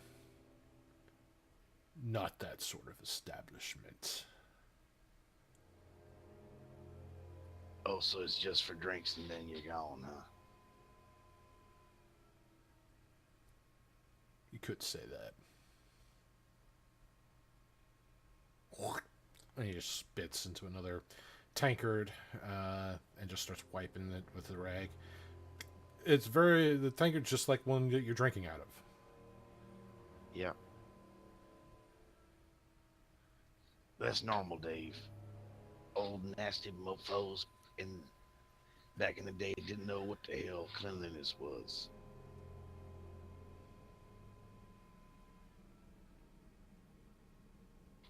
Out of character, in character voice. You ever seen 13th Warrior where they're passing that wash basin around, everybody's snotting Yes. in it, and the next guy?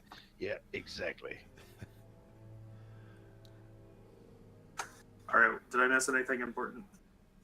Minier's describing the next soup that he's going to make for Rexia. No. Right now, Well, so now the only people in here are me and the barkeep. that is correct.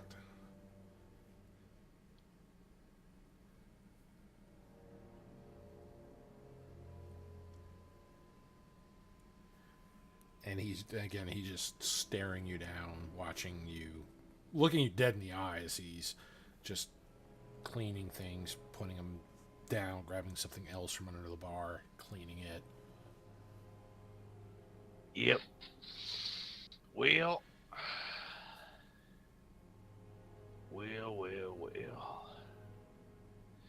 I'd like some salty cod. I have no coin, but we'll pay after dark. See the once grin that was on his face just slowly fade away.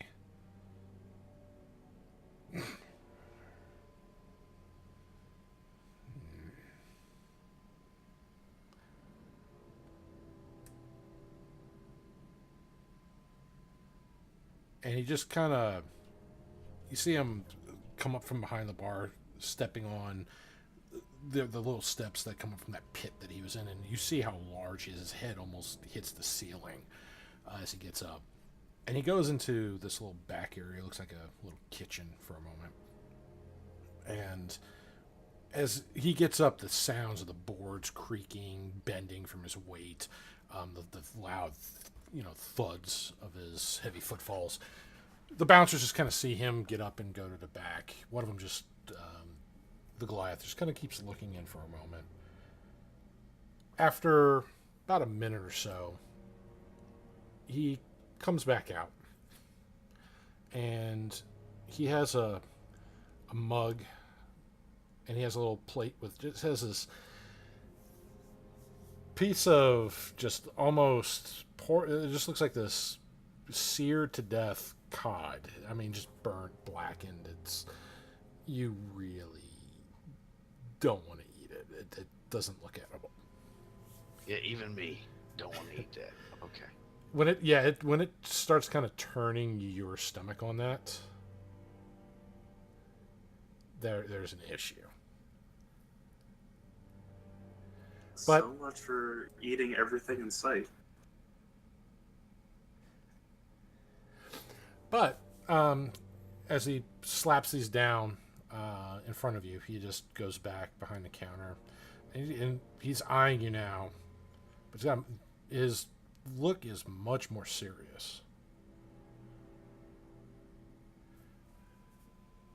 Now he's paying a little more attention to you than before. It's almost like he's sizing you up.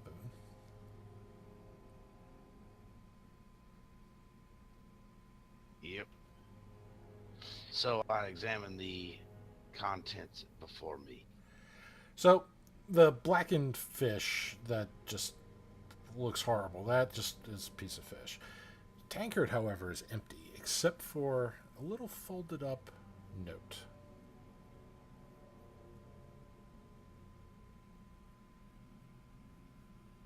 Check out the note. All right, as you unroll the note, there's a little strip of paper. It's almost like a extra large fortune cookie kind of cut. It says, midnight, Mason Row Alley, 3 taps. Yep. I'll wad the paper up, shove it in my pocket, pick up the fish, lift the empty tankard as if I'm taking the last drink, put it down, nod to the barkeep, and walk out. All right. Sophona, you having... Hold on, one last thing. Mm-hmm. Just when I get even with the 2 guys, I drop that nasty ass piece of fish and keep walking.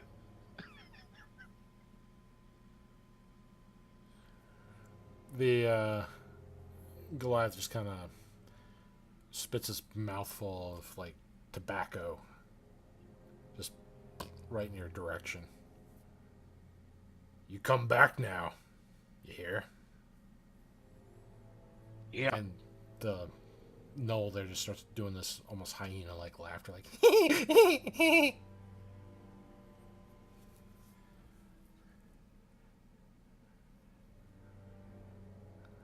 All right, Sophona, you've procured your outfits, your supplies.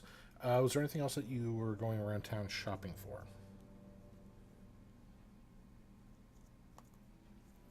Yeah, shopping for nothing else. Mostly just listening to the people and the general conversations as she's going by to get a feel for the town.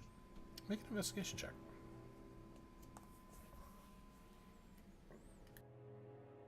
As always, guidance.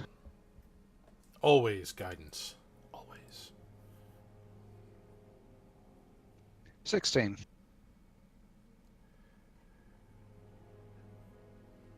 All right. Well, in terms of latest events, occurrences,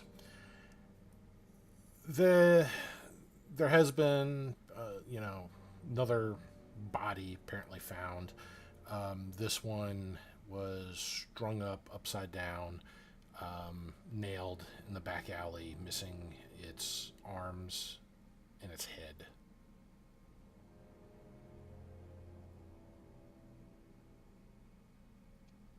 Lovely. Well, don't worry. We're going to be nice, calm. We're going to do this very stealthily, and that's not going to be me. Oh, who am I kidding? They're probably murdering people right now as I speak. I could just imagine Rexy just running past you as you think that.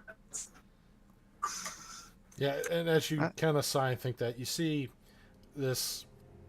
Click with a bread tucked under one arm, a cheese wheel in the other, running full bore,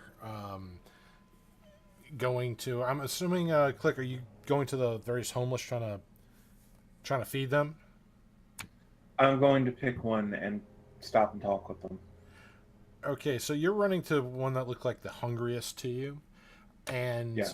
coming right behind him is Rexia full bore trying to catch up to him. I making a lot most of certainly gainway. I'm not doing full bore, my friends. My brisk walk is literally more than enough to catch up to him. Rexy is trying to catch up to him. She is gaining on him. She has to move a little quicker than him to do that. But nonetheless, you do see Rexia in pursuit of Click, drawing about as much attention as you can think of a little kobold running with food through the fairways. I'm stealthing into a alleyway and switching into the commoner disguise. Okay. Outfit, wig, glasses, you know.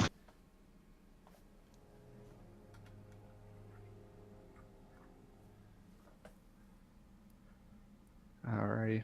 Let's see. That's +5 for disguise kit, I think. Because it'd be half proficiency plus charisma.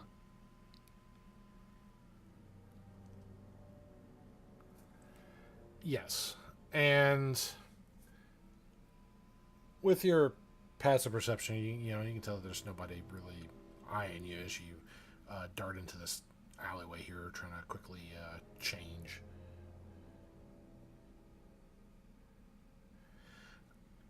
$14 on the disguise kit as I hastily try to get it on, forgetting the guidance myself. You're so flustered at the sight of your comrades doing what they do best that, yeah, you've completely forgot to ask for guidance. But you managed to change, looking more of a commoner instead of an outsider, wandering the streets here, changing your appearance enough to where you don't look like Sophona as you came in. Hopefully that'll have to do. I'm gonna guidance and attempt to stealth past them and hope their distraction is enough. All right, make a stealth check. Ooh. Oh god, even past the perception, 28. I'm not gonna see you. All right, so sticking, to the shadows, using other people as cover, trying not to draw a lot of attention to yourself. You come out of the alleyway and you start. Where are you making your way towards as you're stealthed? I'm making it back to where hopefully Nadiv has not wandered off. Okay, yeah. So as you start making your way back, passing by through merchants and such, not drawing enough attention where they, try to call out to you, hawking their goods. So, but you're getting back towards where Nadiv has been. Click. You managed to run up before Rexia catches you to one of the homeless that you remember looking the hungriest. Right.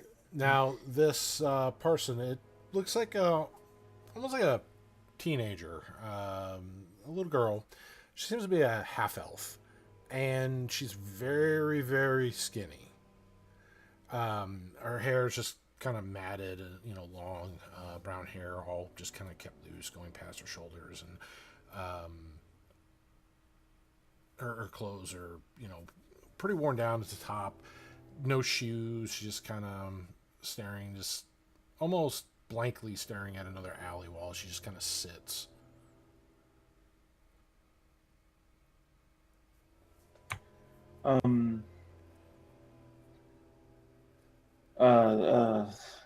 Click will slowly approach her.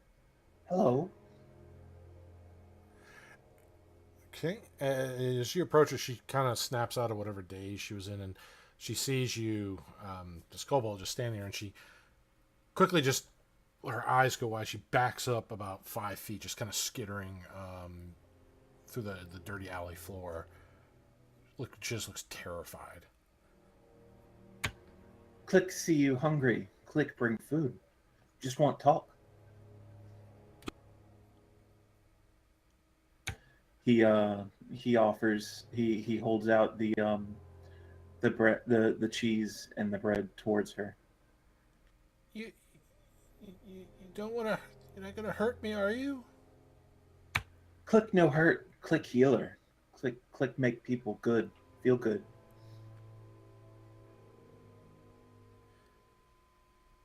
And she just kind of looks at you for a moment, hands shaking, body shaking, and she seems to see that, picks up that, you're on the level with that, as she gingerly reaches her hand out, as you offer her the food. Thank you. And she just kind of sniffles as she starts breaking bits of the cheese off, her hand still kind of trembling as she brings it to her mouth and takes a little nibble. Click just want talk. Click comes help. Bad men in town. Do bad things. Want make them stop do bad things.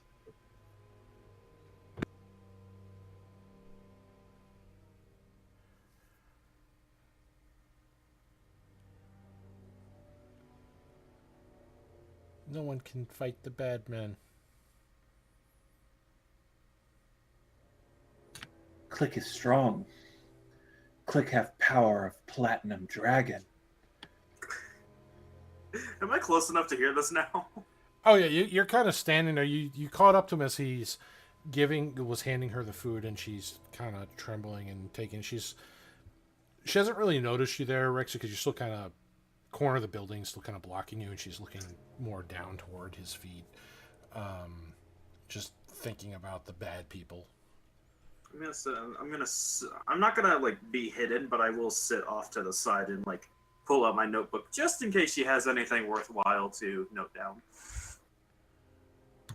Click can show power. but might be scary. Click not won't scare a girl.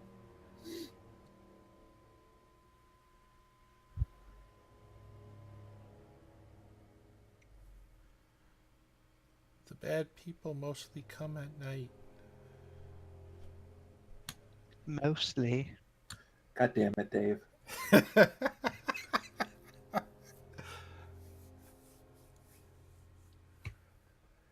Can tell Click about bad men? What look like? What can do?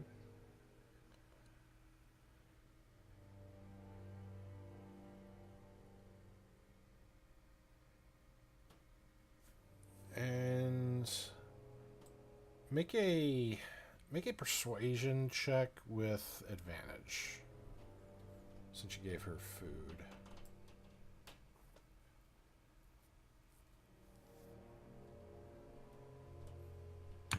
Let's see.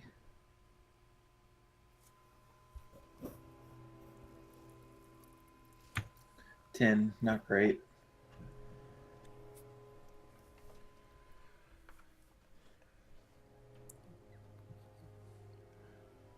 Bad men, they just appear and they hurt people, and then they just disappear.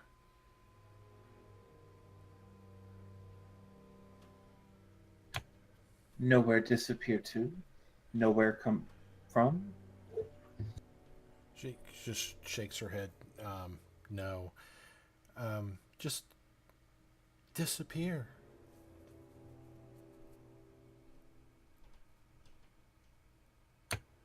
Girl have family, yes? And she kind of looks at you, almost again trembling, when you mention that. You're not gonna hurt them, are you? No. But might be dangerous soon. Click give coin. Family leave for a couple days, yes? He reaches into a pack and As you do that, Rexia is going to reach out and she's going to snap, like grab a hold of your wrist, preventing that. So just whap. I'm not hitting. No, fuck No, no, it's I'm just not like, no, hitting it's him. it's a sound of your hands grabbing his wrist. I'm not stopping you. I'm simply giving the proper up. And you will, because she figures Click will give her far more than is necessary for a commoner, and instead she will pull out 5 gold. that's exactly what he was gonna give her. Really? Yeah. The phone with her 27 stasis as she goes by and just.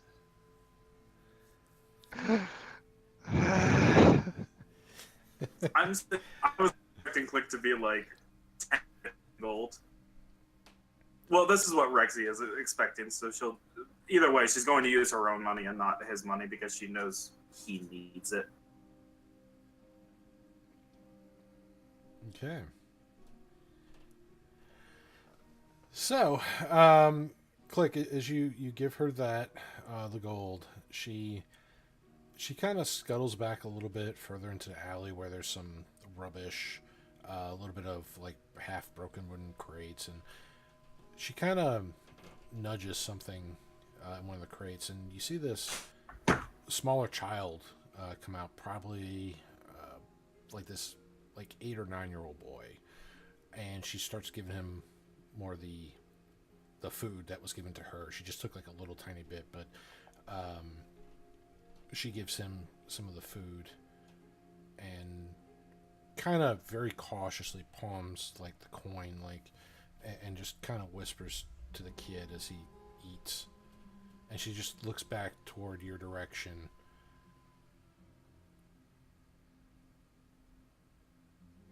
Just seeing what you're doing. Click just watches and then waves and says a quick prayer to Bahamut, praying for their safety.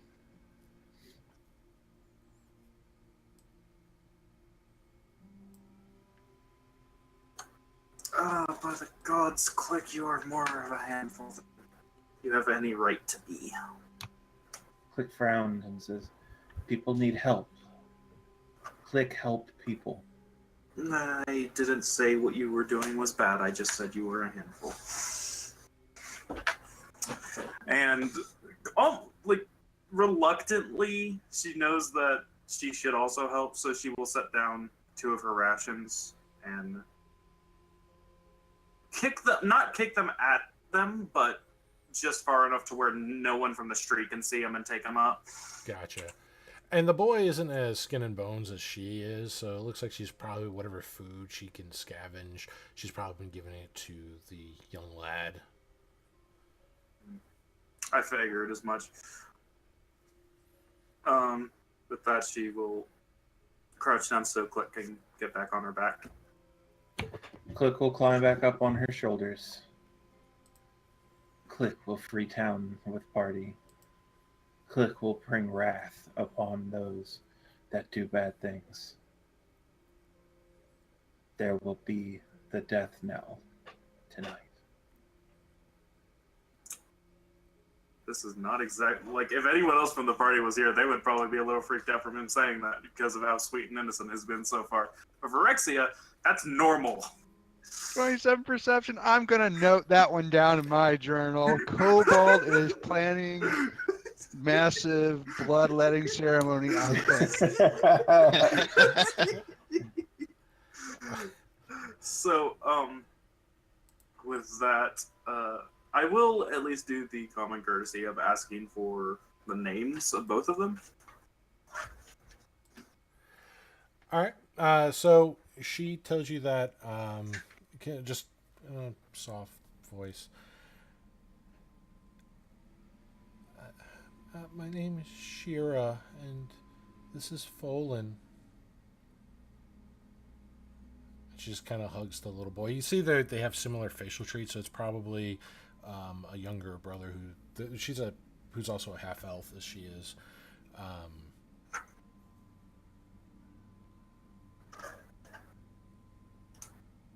All right then. I leave then. I will say, no, you have that coin. Use it only if you have to. Because Lord knows, in the world of D&D, what would happen to 2 children if commoners found out they have 5 gold. Yeah, especially, doped up commoners and... Yeah, You murdered these children. There's a specific reason I said, make sure no one knows you have that unless you have to. So... with that, I will take my leave, making note that I only have 4 days of rations left, so I need to go to the store and buy some more. All right. Well, I'm not going to do that right away. I will meet up with the party. Okay. So, Menhir and Nadiv, want you both to make perception checks. Menhir, I was going to say that, Dave, but you were on other people. Menhir leaves the opposite way down the street, goes the next street over, and then goes back around down to where Gorda and Nadiv and the folks are. All right. Let's still make a perception check here. 6. I rolled 20. All right. So, Nadiv is the only one that hears this before. Well, let me just play this here for you.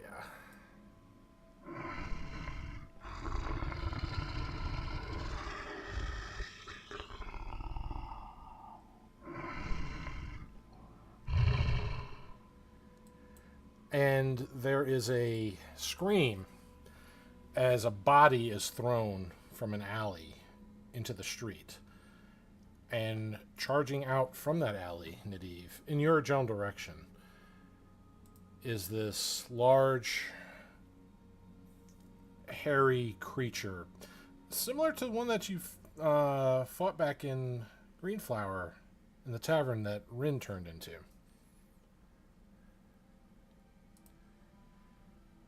Right. Well, this is just a lovely situation you found yourself into. Wow. Okay, so that means Minner will flank him because they'll be coming from the opposite side. I mean, with the perception of 6, do you even know it's there? Well, once people start screaming from that street, he probably will. Probably. Yeah, no, he would, once the screaming starts, you'll hear that. Now, let's see, just let me bring the critter on here. Okay, good. Pulling up the map here for you as well.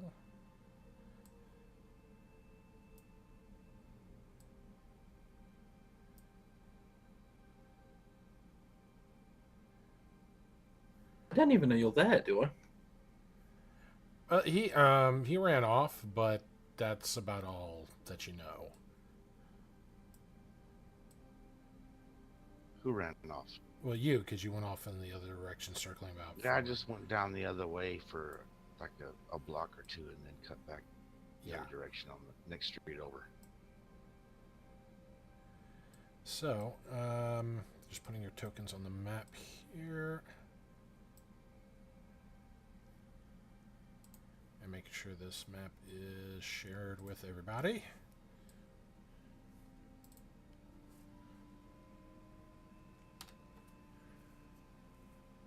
Alright, let me fix the size of this here. Let me know if anybody cannot see the map.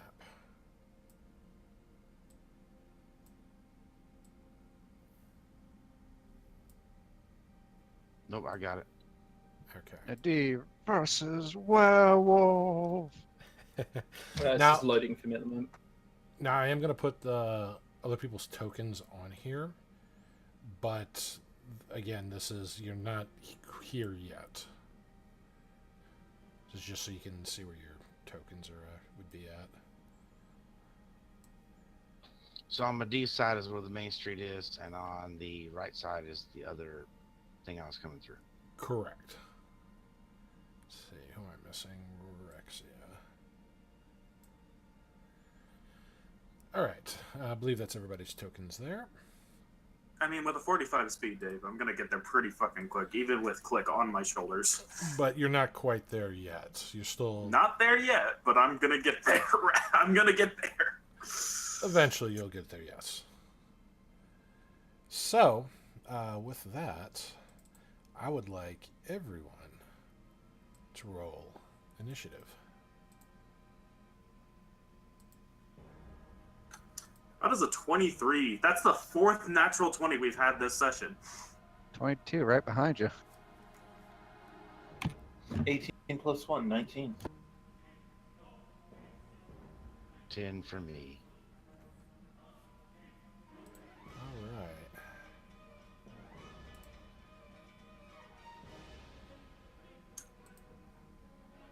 Just lower that a little bit there. See, now, old man. That Yeah, werewolf's the coming map for you. still isn't. The map still isn't showing for me. It's just loading. Huh. Let me try resharing it here.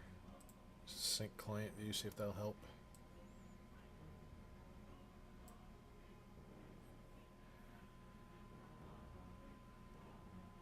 Alright, so let's see. So Rexy, you're still en route with Click on your shoulder. Yup. Okay. And Sophone, are you gonna go and investigate the sounds of the blood-curdling screams from the populace? Of Coming- course. Especially when they're I haven't coming seen toward. men here for a while. All right. And let's see, menus there. You just hide Gorda there because she's not really on here. All right. So Rexy's down. Sophona, you're on your way. Clicks on the way. So it is going to go first.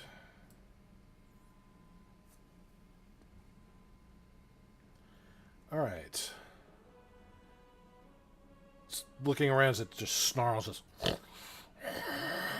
and it sees all the people kind of running and screaming.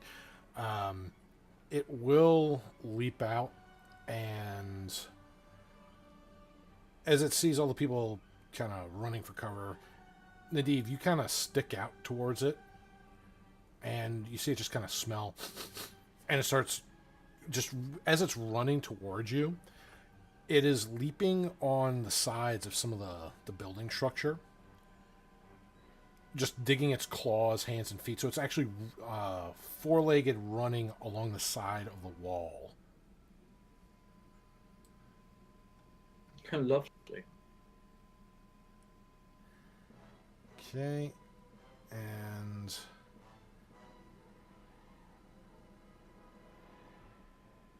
all right, it has to double move to get over here towards you, so that is going to end its turn here. Menhir, you hear the howling, people screaming, calling for the guard.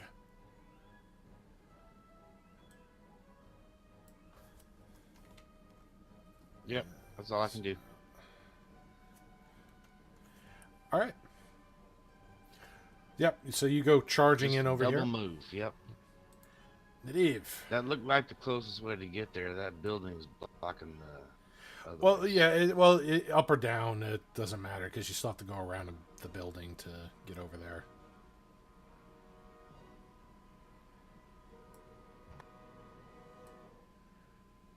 All right. So is it in melee range? it is in melee range. That is correct. Okay. He wants your apple teeny. Yes, he does. That's why he smelled the air. He just smelled the appletini and just went for it.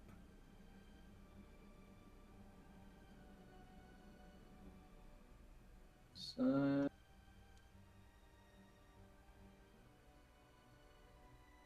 God, if only I could remember how to fucking cast.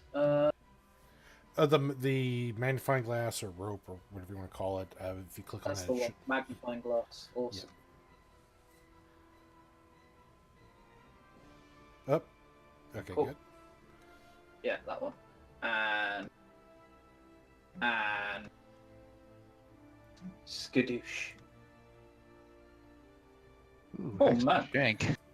That is a good hit with a 26 from Eldritch Blast from the longsword. All right.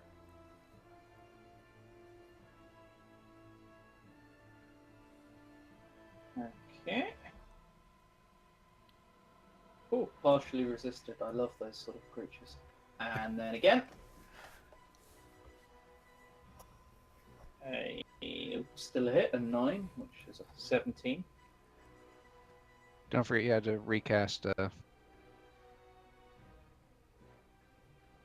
Recast what? Hex. I have to recast it after every swing? Yeah, every time it does it, when it actually applies the effect, it's something with Fantasy Grounds where it drops so you have to. Yeah, the way to get around that is to make another weapon that has that automatically included in it, so you can just keep hitting that weapon that has the hex damage added to it. Yeah, I'll build you one after session. Alright. But apparently it resisted all of the damage. Apparently. Roll your hex damage, your 1d6 necrotic. It's just 1d6, right? So I'll just roll another d6. Yep. Yeah. Okay. That's not a D8. It's a d8. Trust me, I know my die. Woo! Is that right though, Dave? 0 damage? That is correct. It took damage from the hex before. So, as you... No, I meant the slashing. Yes. Slashing magic, 0 damage. Yes, that is 100% correct. Good luck, Nadiv. I believe in you. So, yeah, as you slash it with your sword, the hex, the curse, the black spirals of wispy energy starts taking hold. It's almost like an entity wrapped around this creature. As your blade strikes the creature, the blade itself doesn't seem to really make any lasting damage. It cuts like the height of the creature, but it almost just heals up right as the blade passes through, like it never really touched it. However, The necrotic energies that are also attached to that blade, that creature just charges the blade with, those seem to take effect on this creature as you see the traces where the blade passed, those decaying, life-draining energies start taking hold and actually decaying clumps of the fur from it. As you strike again, the same thing that you see. Not as good of a strike as the first one, but where the blade passed, you see the necrotic energies start to wither on this creature, but the blade damage itself doesn't seem to actually affect it or hurt it.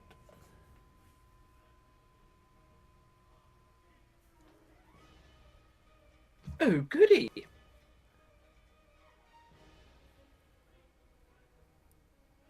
That'll be the end of my turn.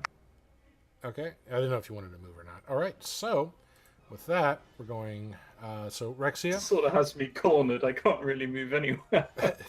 Rexia, you will be there next round.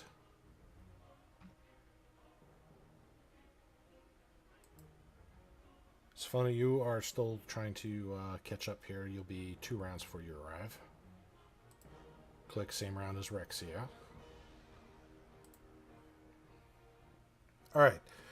So this creature, now that he's right up towards you, he is going to try to bite you.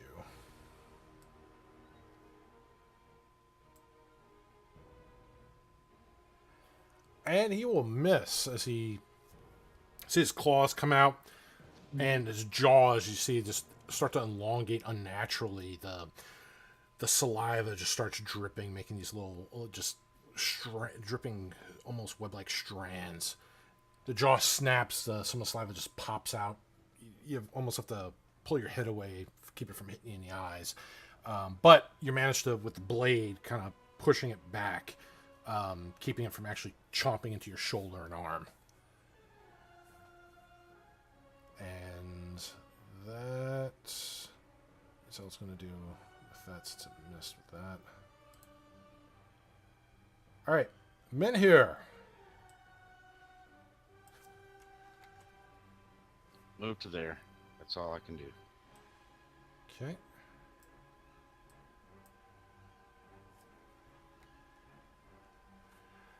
All right, so men here, you're still charging up.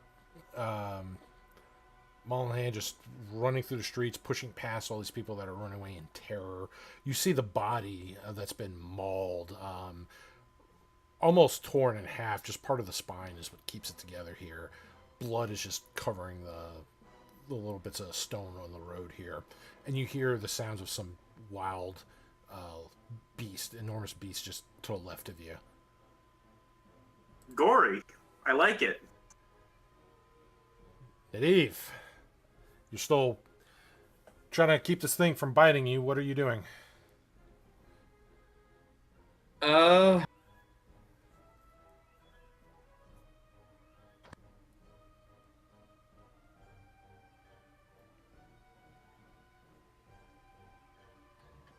If I walk over to the other side of him, does he get an attack of opportunity on me?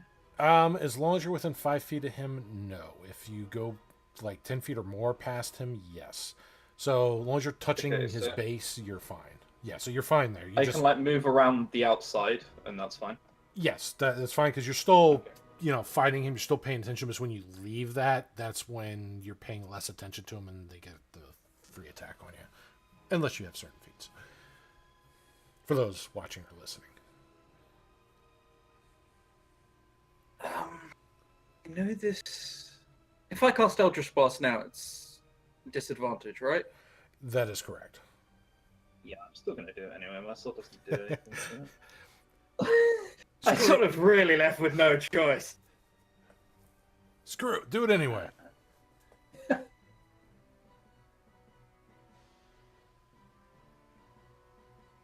Let's see. Didn't target him, but does a 13 hit? Let me see here. Yes, that would hit. Okay. Wow, this thing has fuck all for AC. Yeah, but with its resistances, it doesn't care. All right. I mean, it doesn't resist necrotic. No, That's gonna or hurt it. force, as it takes 14 damage. So, Nadiv, you having enough, seeing that your blade is not enough to penetrate whatever this creature's hide is, but seeing that the magical energies are, you focus everything into your Eldritch Blast, shooting it straight right into its chest. You hear the howling, oh, as it gets blasted by its flesh. The smell of burnt dog hair kind of fills your nose. Don't you have a follow-up blast that you can also cast? I do indeed. I was waiting for your explanation. And I see you like the last one, doggo. Bad dog, no treat. That's not with disadvantage. Roll a second dice. Yeah, just roll another one. Right. Yeah. Okay. I'll just roll it again on it. Yeah, I mean, it's still gonna hit. Yeah, for 13 hits, a 17 hits as well. that is correct. So go, make sure you got your hex damage up, and then Yeah. we'll get a permanent That's one on you. One. Okay. Take the second one off. So that only. did Yeah. nine. You can take the second one off. Yeah. Okay. You double cast it. Yeah. I put hex on twice. So No problem. Corrected. All right, so you launch with the other hand. First, right hand blast, then, as you saw how much he liked it, you follow up with the left hand, just this time, hitting him in the other shoulder. Body of this creature is just rocking back and forth with the force of your Eldritch Blast, and then the corrosive necrotic energies start molting some of the fur. You see him, they kind of shrivel. Some of it almost turns like little white patches as it falls off. Almost looks like this that little disease, I forgot the name of it, that animals will have, like dogs, where they lose the patches of fur. Rabies? No. There's another word Mange? for it. Mange, yes, thank you. So, yeah, it's starting to look like he's got mange from these Eldritch blasts, just blasting off these bits of fur, and from where your sword's been slicing him with the necrotic energies. But he is still snarling mad, spit, bloody teeth, still bits of chunks of the other guy down the alleyway there as he looks at you. Eyes just almost glazed. And Rexia, this is where I wish I had the Street Fighter theme, you know. Here comes a new challenger. Sorry for moving Sophona, but No, I that's felt like okay. it would be okay to. So, if I were to get Click off of me, or would that be a free action? Well, it would be, we'll say for game purposes that because you're being used as a mount with that, but you're not really a mount, I will say both of you lose half your movement to dismount him. Because you're trying to help him off while he's trying to also get off you and get his own bearings. We'll say that's the Okay, then cost for of it the sake of this, then I will say that I used all of my movement, so I won't be able to move my turn. Which is fine because that means I get all my attacks off. So let's see how he likes a magical unarmed strike for a 23. How silly of me. 23 hits. 23 will indeed hit. For 7. And this is pure magical because the key strike.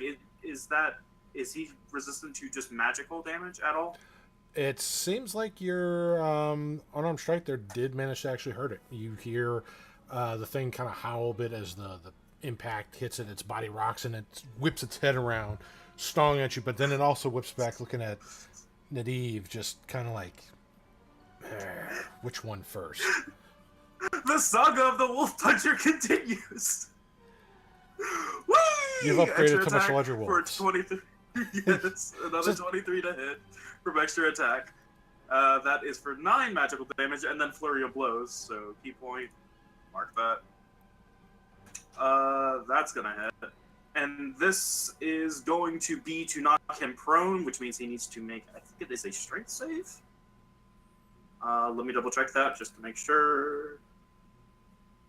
He needs to make a dexterity save or be knocked prone, and the dexterity save is 15.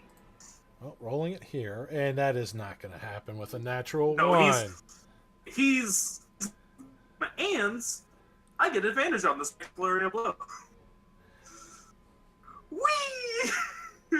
For 19. Oh, he's not gonna be happy with me. Oh, I did. Did I even roll my? No, I did. Okay, so I rolled all my damages. Okay, so all of a sudden you come in and start hitting this thing. Nadiv, you see Rexia come up, punch this thing in the back of the head, and as it turns to look at her and look back at you, she kind of sweeps the leg, Johnny, knocks this thing down, and as it's coming down, her fist is also traveling down with it. So as his body lands, the fist also lands in contact with it. You're hearing the impact. You're seeing the wounds, the bruises start to form on this thing from her impact. So you can see that her fists are indeed hurting this thing as it's howling out in pain from the blows. Yep. All right. It's also now prone. Yes, so. it is on the ground. Oh, melee attacks, have fun. All right, Sophona, you'll be there next round. Click. You are also here, shuffling up along, using the rest of your movement to get where you're at currently. I'd like to move up one to get out of his reach. Okay. And Click is going to point his shield towards the strange creature, and the shield is going to begin vibrating and make the sound of a funeral bell as he casts Toll the Dead. Like it. Bright and brass the echoes sound, put our enemies in the ground. And let's see, where is, there it is.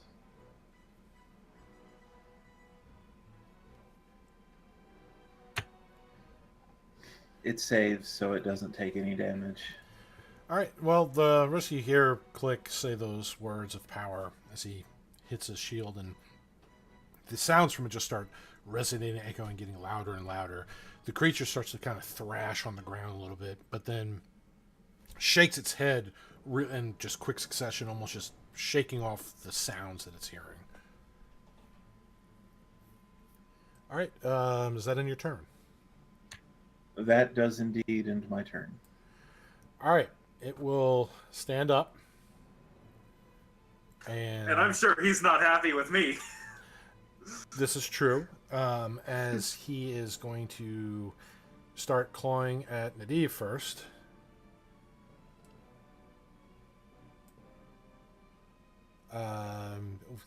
We got 22 hitting him for 14 points of damage. And his other claw is going to come back around on Nadiv. Natural 1, so he misses on that. But he turns around towards you and lunges at you with his jaws snapping. Ow. And as they bite into you, I'm going to need you... Well, let's see if this auto does it. Okay, I'm also going to need... Let me see if I can get this to force the save on you. Natural 20. Woo! All right. Yeah, as he bites into you, you start to feel lethargic. And you feel your muscles start to go limp. Like your arms are up in a defensive sense, trying to pull them off, and you feel the strength in your arms start to leave you as it goes limp for a moment. And you just start to oh my God. And then you kind of fight back whatever thing is coursing through your veins from this creature's bite. Side note, completely off topic. Huh? That's our 5th natural 20 this game. This session. Are you complaining? Because, if you do that, the universe will Do fix it once? that. No, but I'm not complaining. I'm just saying it's there. This is how you get ones. Yes. I haven't gotten one yet. Okay. Speaking of, now that you cursed Menhir, it's your turn. I'll move there, dodge action. Dodge action. Okay, so they should have that on here. I hope anyway.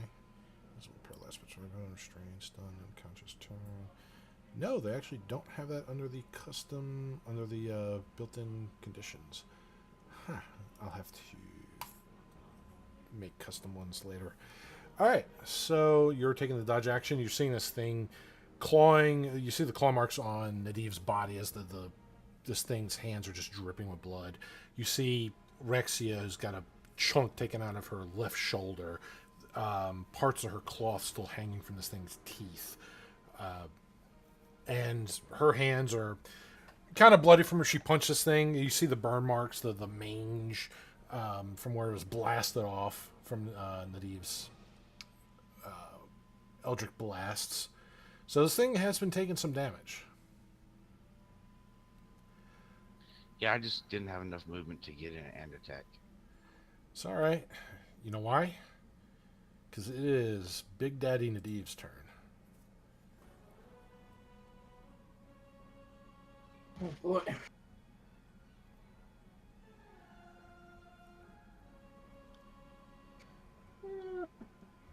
Well, I mean, it's been working up until now. I think I'm just going to keep doing the same thing.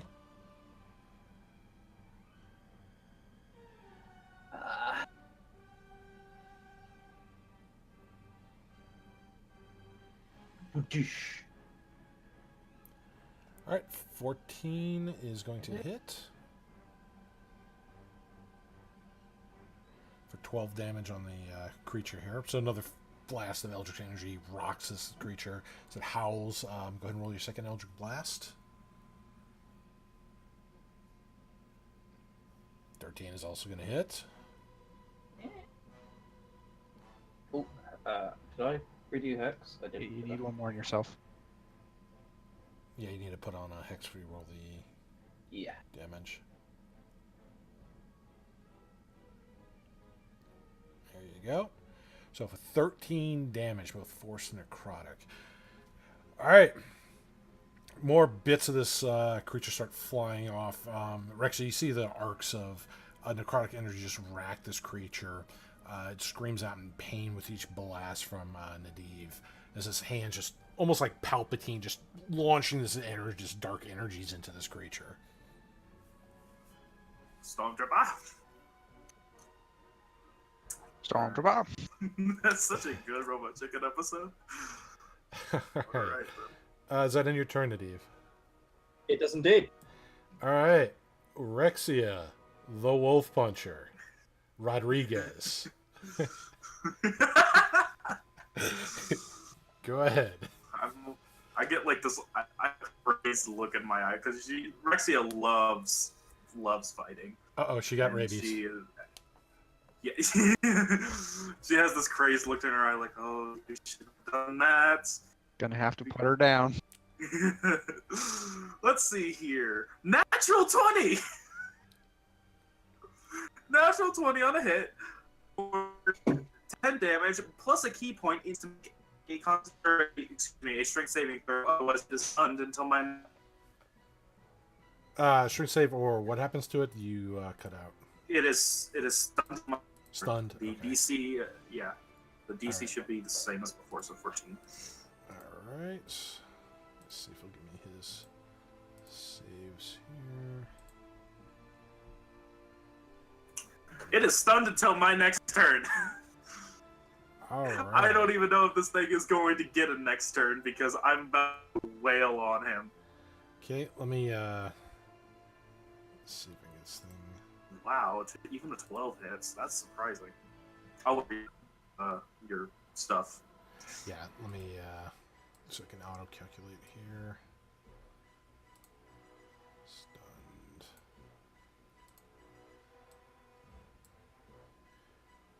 All right. Okay, so I want to make 12 sure is it gonna applies all hit. the effects. Yeah. All right. And I'm pretty sure stun doesn't give me advantage on anything, so I don't really mind. And then another key point for more flurry of blows. Whee! Another natural Oh, 20. boy. For 10 damage. And 24 for 4 damage. And actually, that second flurry of blows is also going to. Which one is it? It is not the knockback, it is the knockdown. So it needs to make a dex save again.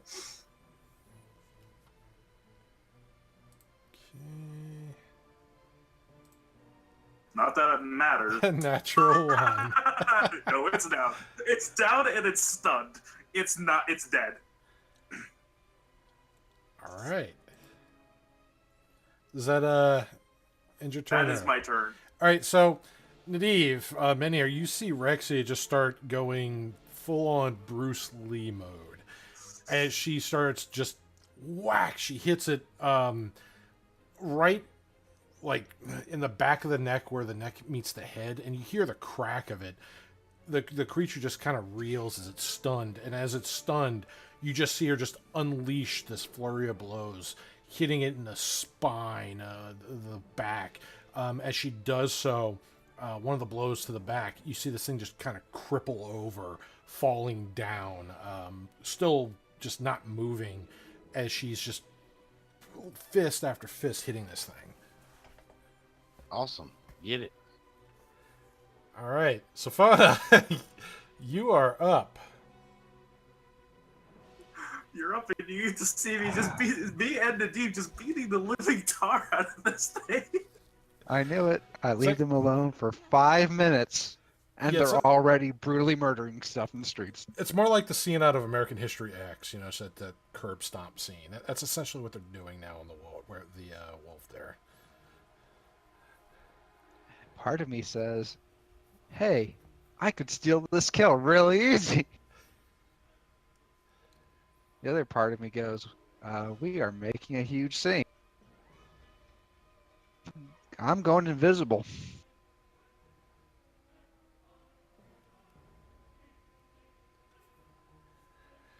All right. And I'm going to move.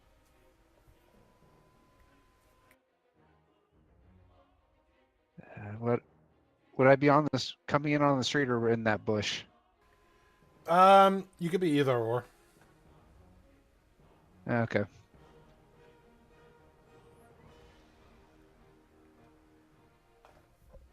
And I'm just gonna move out of the way. And my turn over here. All right. So yeah, Safana, just before everybody can really spot her, because you're disguised on top of that, you go invisible and you just make your way casually past the carnage as you stand on the other end of the street, close to where it looks like somebody was almost torn in half. And you just watch. As I go by, I tend to identify what this thing is. Nature or Arcana. You go to nature. 20. It looks, for what you can tell without real close examination, looks like a lycanthrope. It definitely bears a lot of resemblance to a werewolf. Oh, goody goody. Now, Yeah, the old man can handle it. now, Click, you're seeing Rexia just go ultra violent on this thing. It ignored your death toll. Yeah, the shield raises again, and almost as in rhythm of an actual funeral bell, it sounds again, resounding, and he once again prays and put our foes into the ground. There you go. It fails, and since it's already taken damage, takes 2d12 necrotic, so 11 damage.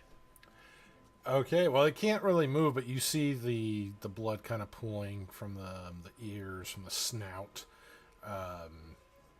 It almost just kind of coughs, and you see a spray of bloody mist fill the air and just kind of land back onto it. Beautiful.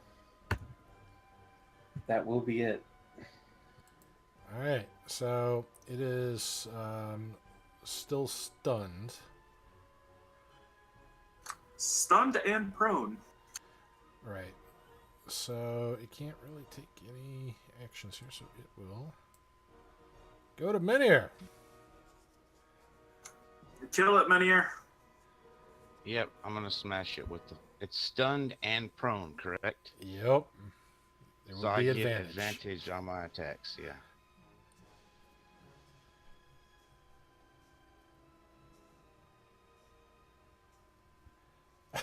That's a critical hit on a 19 for no damage. Jesus. Boing! So, No Menhir, damage.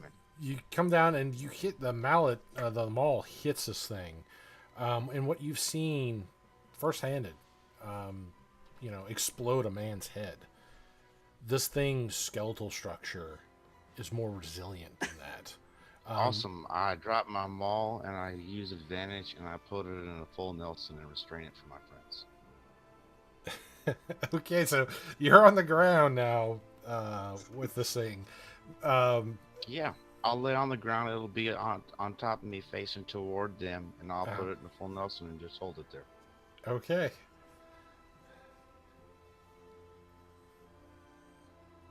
$13 only on my athletics check. All right. Well, it's not resisting right now, but we'll know for. Yeah, then I can make another check, right, so it's right. good. I just made that to show that I have it grappled. Okay. So let's get this straight.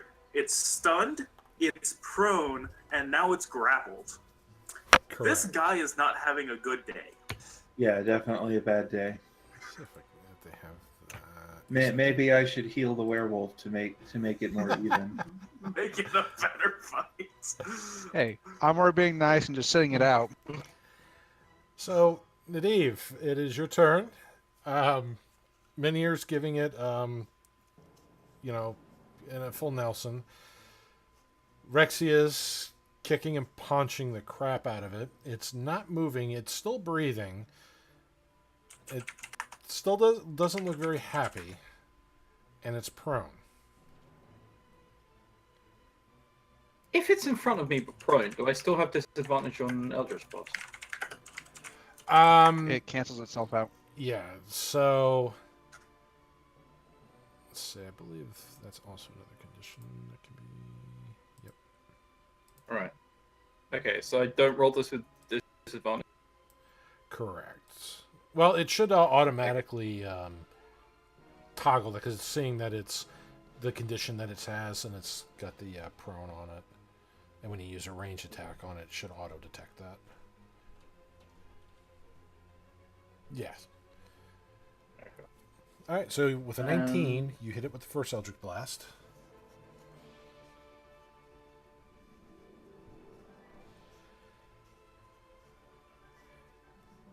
I hit it for a mighty 7.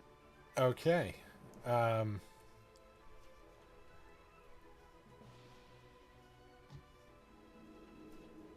It gets to a point where it feels like bullying, doesn't it?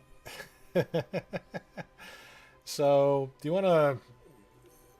You got the kill on this, so do you want to tell everybody Wait a what minute. happens? Exceeds hit points by 18. Mhm. Damn you and the living with 1 HPs. God damn. Okay. So, Nadiv, do you want to describe your epic kill? Oh boy. You don't have to. It's your call, but... Yeah, no, that's fine. I'm trying to think. Right. No, I think I'll just say. I mean, it's prone, and all I've done is just hit it in front of me. So, some could argue that it's not exactly a fair fight. What I'll say is, There's still some fight in me left, you little doggy shit. And that's it. And as he says that, both hands come down, and each hand releases an eldritch blast as this thing's head explodes, covering Rexy and Minier in just so many juices.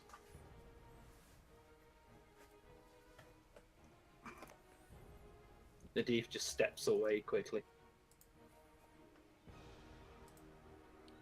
Yeah, Nadiv just shuffles off. Beside the corpse of the thing. Before you say anything, Safona, it's what attacked me.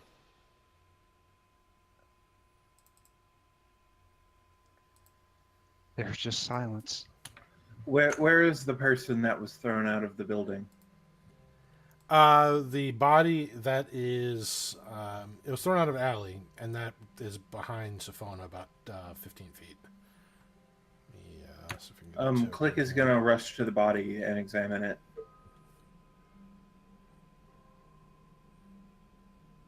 On a scale of 1 to dead, how dead is the dead? Probably really dead. It literally, the spine is the only thing keeping this thing together, as it looks like it was almost torn in half. Oh boy.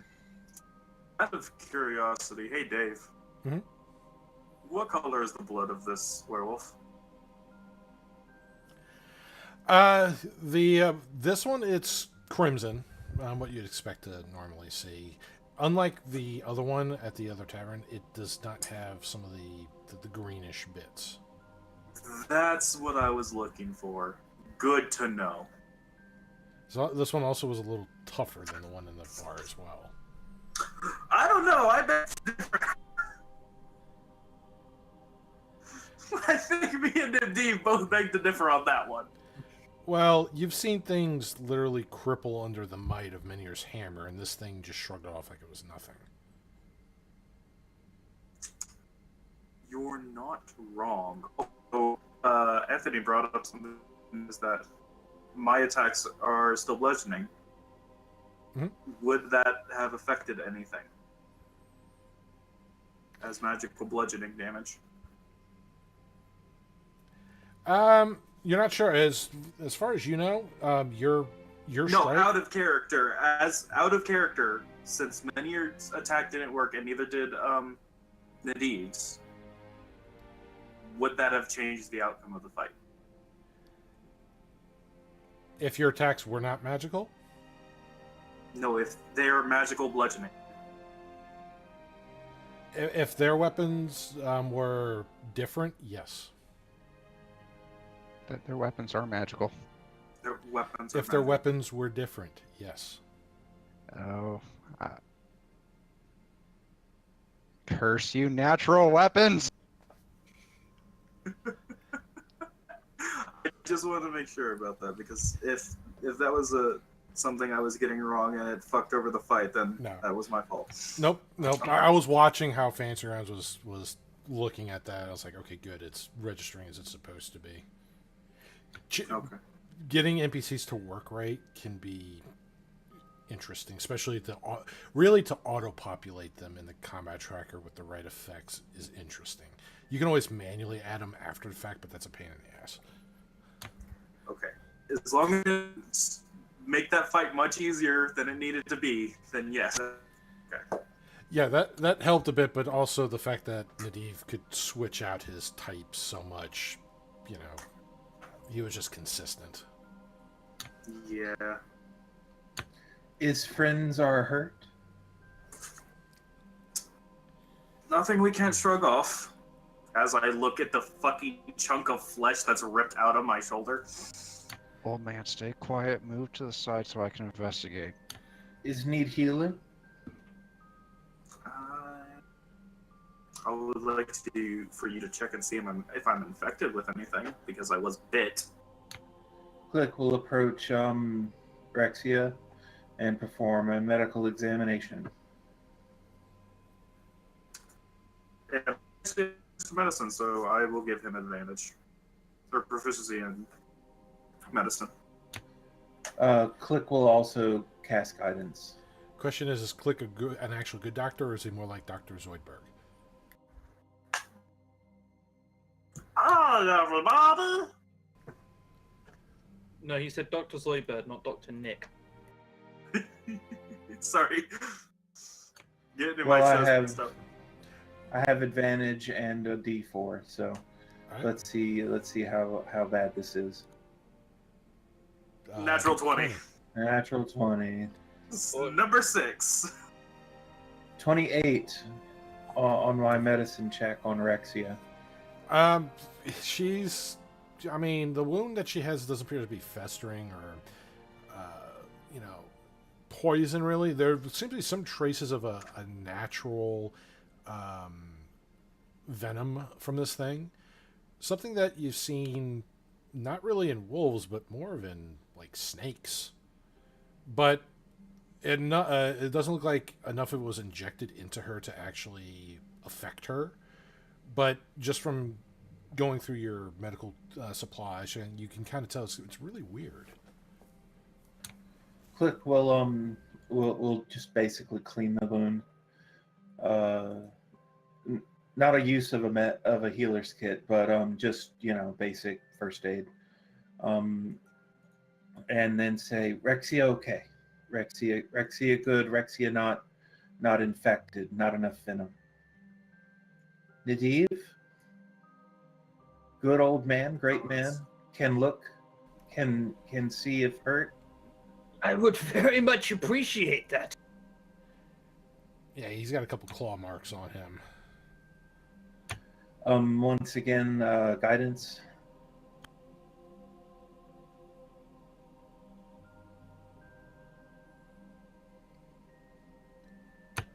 Um, 25 on this one. So, unlike Rexia's wound, which looks like it had traces of, paralytic venom, this doesn't seem to have any kind of venom on it, other than it just looks like a scratch wound from a beast of that size. If it was like a bear or anything like that, it's just really deep claw marks cut through him. But no other foreign bodies, anything like that. Nothing like that. Rexia and great man rest. Then feel better. No special healing needed. I don't need to be told twice. Rexia, with your senses, you can kind of hear down the street the faint sounds of people kind of rushing towards you. You hear the voices of "Make way! Make way!" And this is just Rexia that can kind of pick this up right now through all the shoutings. Well, while they're Looks like doing a all their Go on. while they're doing their first aid, I'm going to take a quick examination of the body, wearing gloves because I don't want any werewolfness on me. Okay. You do an examination, using medical. Not so much the medical, looking more at like possessions. So going through anything his that pocket might have- looting, essentially. Investigating is the word we like, sir.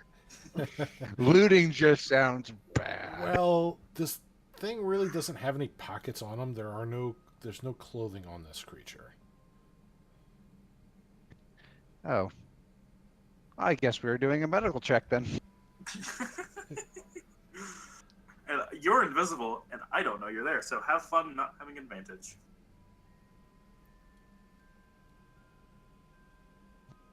Eh, 9. You reluctantly start searching this creature, trying to see if there's anything tucked away or maybe any kind of jewelry, something that's not obvious, but it comes apparent that this thing was not wearing any such trinkets, and you hesitate to think where else you might want to search, and you kind of second guess yourself if you should even bother checking there or not. On to the next body. And at this point, I'm thinking to myself, as I hear the guards, I'm like, oh, the welcoming committee is finally here. And I'm not really going to say anything because I figured it's the guards. So I'm just going to sit off to the side and let them do what they want. Okay. Problem is, other people will see us talking to the guards, and we got a meeting tonight. We need to go. Correction! You have a meeting tonight. I wasn't there. I have nothing to do with this. Meeting tonight? What the? Oh, don't know. As I walk past Sophona, I hand her the crumpled note. So You don't see Sophona. Oh, never She is mind. invisible, friend. Is Nadiv there? Nadiv is there. I'll hand him the crumpled note, and I'll start walking. Just drop it in his appletini glass and run off. Click, can you come over here? Get out of the guard's way. Yes, of course. All right, so Fona, why don't you make the investigation check as you're going through the body there? Hey, he has pockets. Let's see. This one The does. gory 26. Okay, so this person, while not doesn't appear to be some random homeless person or anything like that.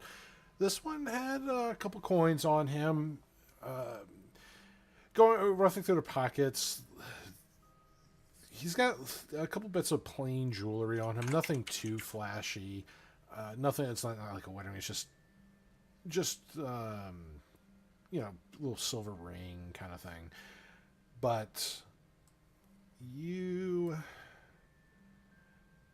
going through his pockets, you get about through silver and gold coins combined, about a total of 8 gold going through him with that. By his dress, he looks like he could have been a farmer or someone who's maybe well-to-do. Has seen some work in his day just by the calluses on his hands, but definitely the clothes aren't really, or at least before he got torn in half, weren't dirty. So if he is a farmer, he wasn't working today.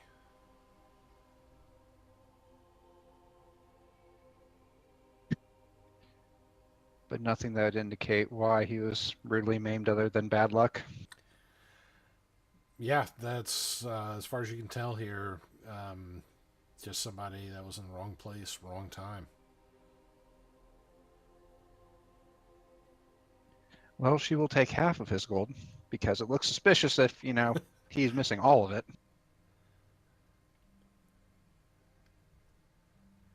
Okay, so you take pretty much the actual gold coin there, leaving the silver that add up to the other remaining bits.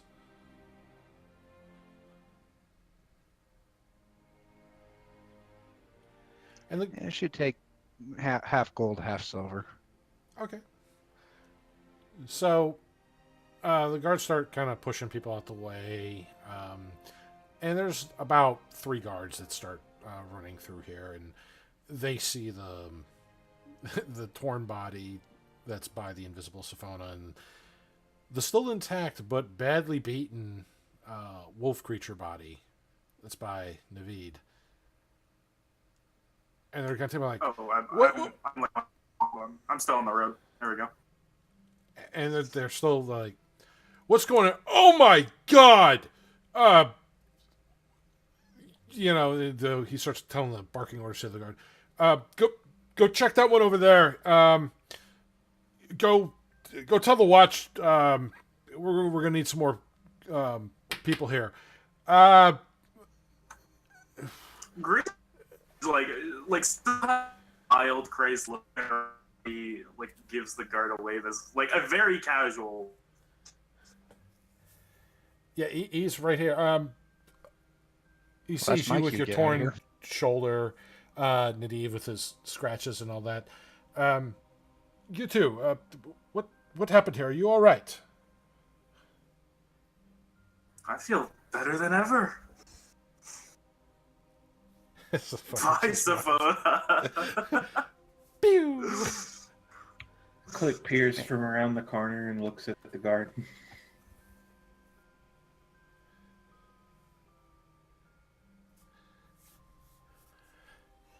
Well, what happened here? I look over at Nadeem because, to be honest, I don't even know. Well, big, hairy creature came out of nowhere and tried to attack me. What you see here are the remnants of after we put some damage through it. Some is a little bit of an understatement. It's clear Rexy is in a very good mood right now.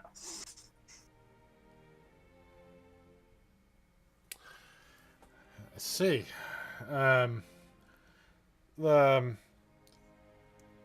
Harold! And he shouts to the other guard bearer. What about that one over there? He's dead, sir. Twisted in half, missing. And he almost like kind of holds back some wretch. We're gonna need to wrap up the bodies and we need to contact the priests. Oh man. All right. To the guard that's directly in front of me, I'm going to ask, is this the first time this has happened?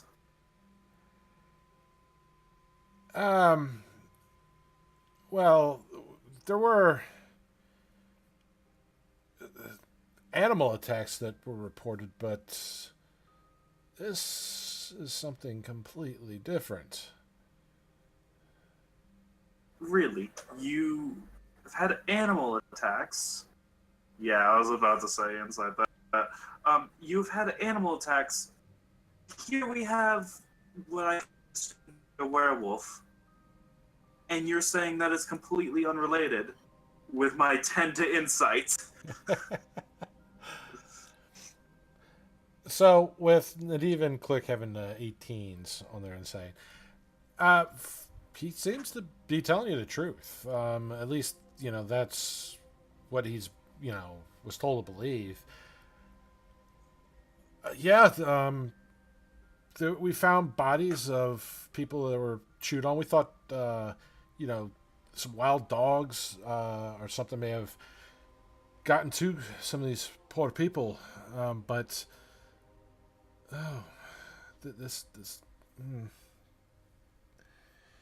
oh boy, this over the werewolf with my foot, I go, wild dogs, and you can see right here, a humanoid dog, basically. Put 2 and 2 together, will you? Hey, look, don't fucking tell me how to do my job there, okay? She can't help it. She takes after her mother just a little bit too much. Look, you two, go find a temple, get some help, stay out of trouble. Click is healer. Click, they only need short rest.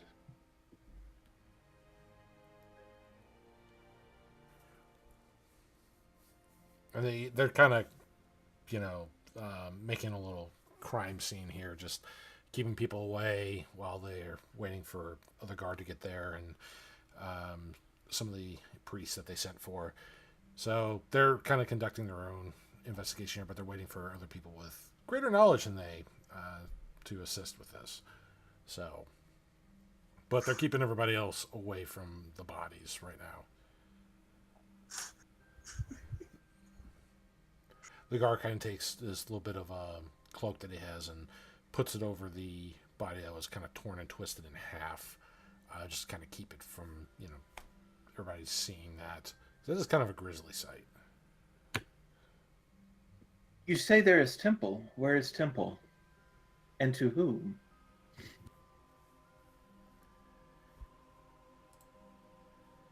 And he just kind of... Right now, he's busy kind of shoving people away because everybody's trying to get really close to kind of see what's going on. So he doesn't really respond directly to you when you ask that. He's still kind of trying, stay back, people. Do not interfere with this. This is a shield investigation. We are looking into this matter here. Please go about your businesses. Look, I'm kind of busy here. He's talking to you, Click. He's like, I'm kind of busy here at the moment. Go. You could find. You just walk around. You find something. Master, Click won't go temple.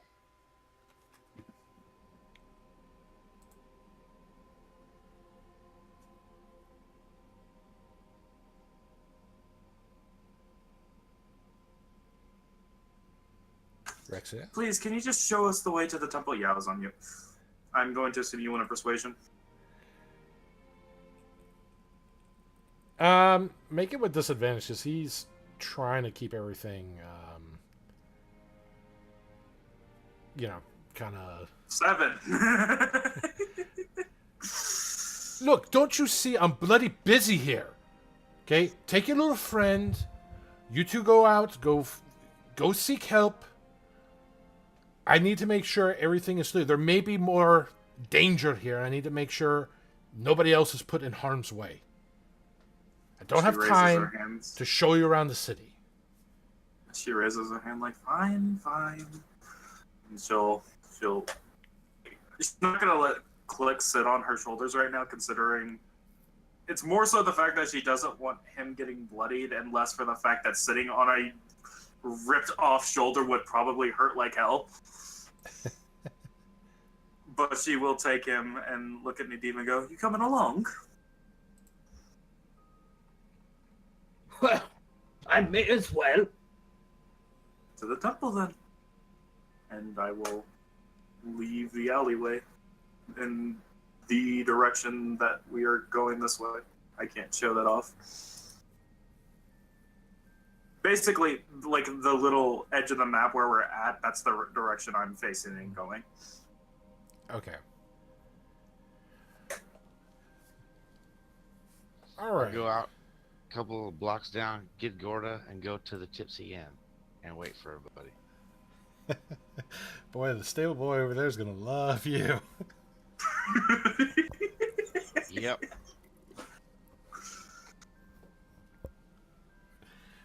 All right, so you see over the buildings, some of the lower buildings, many are just riding Gorda, just going through the streets. Still making a scene as people, have never really seen an elephant, and, here is Yeah, maybe but a divided plains.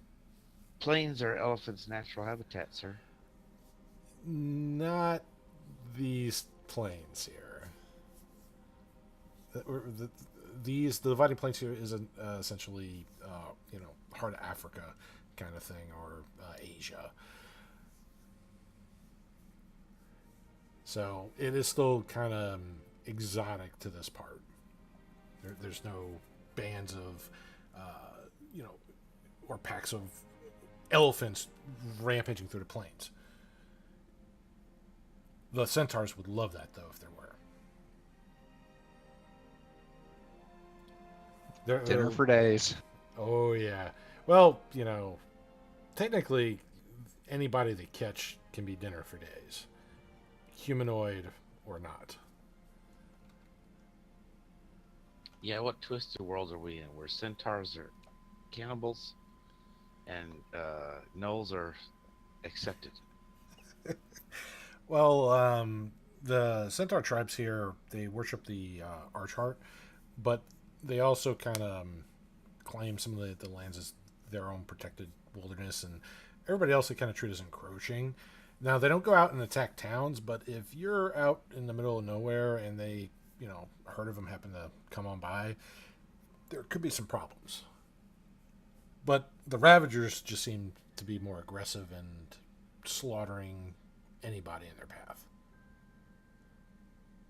making an effort to go out of their way to kill people.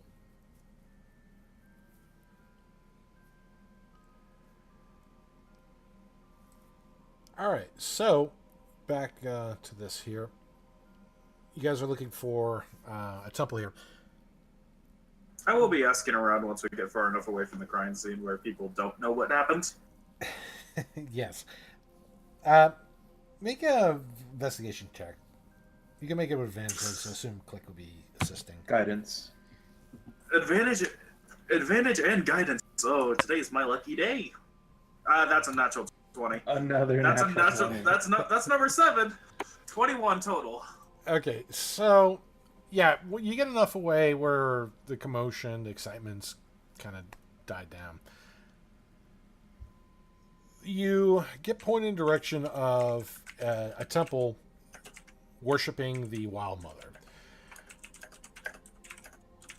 Okay. Now, when I say temple, it's more of a smaller building that's been reconverted, repurposed to, fit the worship. A small gathering of people in there.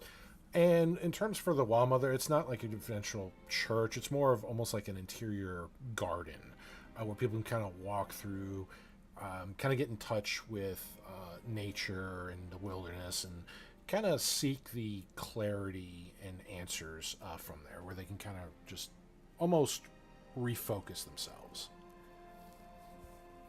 I'm gonna cast guidance and then roll knowledge religion to see what I know about the Wild Mother herself. Okay. Go ahead and roll the knowledge religion. I'll roll a religion as well. That is not one. Yeah, I'm not gonna know anything either. Totals out to a 4 with guidance. Jesus. You know that she represents, wild creatures of nature. That's about it. You don't really know too much on her clergy, the beliefs, the worshippers.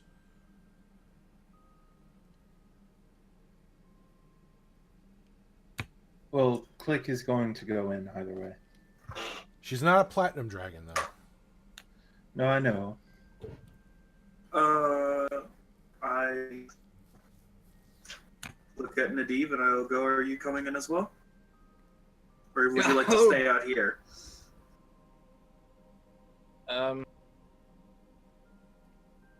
We're not staying the night at the temple, are we? No, I'm just asking if you want to come inside with. Oh, no, in that case, I will wait outside. Thank you very much. Rexia will give him a and walk inside with Click. Okay. So, as you and Click go inside this temple, on the outside it's very plain. It's kind of like a white stucco with, reinforced little wooden beams. But you see, leaching out through some of the windows, especially the higher windows, is little vines from, plant life. And as you come inside, the first thing that hits you is the waft of fragrances from all these natural plants that come here. Most other temples you're used to getting hit just through all the incense. This one has a more natural scent to it. And inside, you see that they have like a little pond with little, almost like koi fish kind of swing around there. The windows are kind of angled to the point where they give off this nice little natural beams of light, hitting as much of the plant life as possible. There is a small path that goes in through the door that makes a wide circle around the center part where the pond is, and they have a little bridge that you can kind of walk over it. Further on back, the path reconnects where this is more of where some of the clergy would be at, or people seeking, answers, or just wishing to, meditate and just refocus and repurpose themselves. Very peaceful and serene in here. Most of the people here are just very quiet. There's not a ton of people in here. There are a few people, looks like they're in either self-thought or self-prayer. They don't look like they're clergy, but the person in the back that does look like they're clergy is in kind of a long green tabard with a little bit of yellow trim, a yellow golden color rope wrapped around their waist kind of loosely. And they have a similar matching sash going over one shoulder to the other. Definitely elven heritage. It's a male elf. It's got matching long blonde hair and very smooth, unblemished skin and these emerald green eyes. And he just kind of sees you come in, and his hands are tucked into his sleeves. Looks like he is talking to one of the townsfolk that may have been asking his question or wisdom.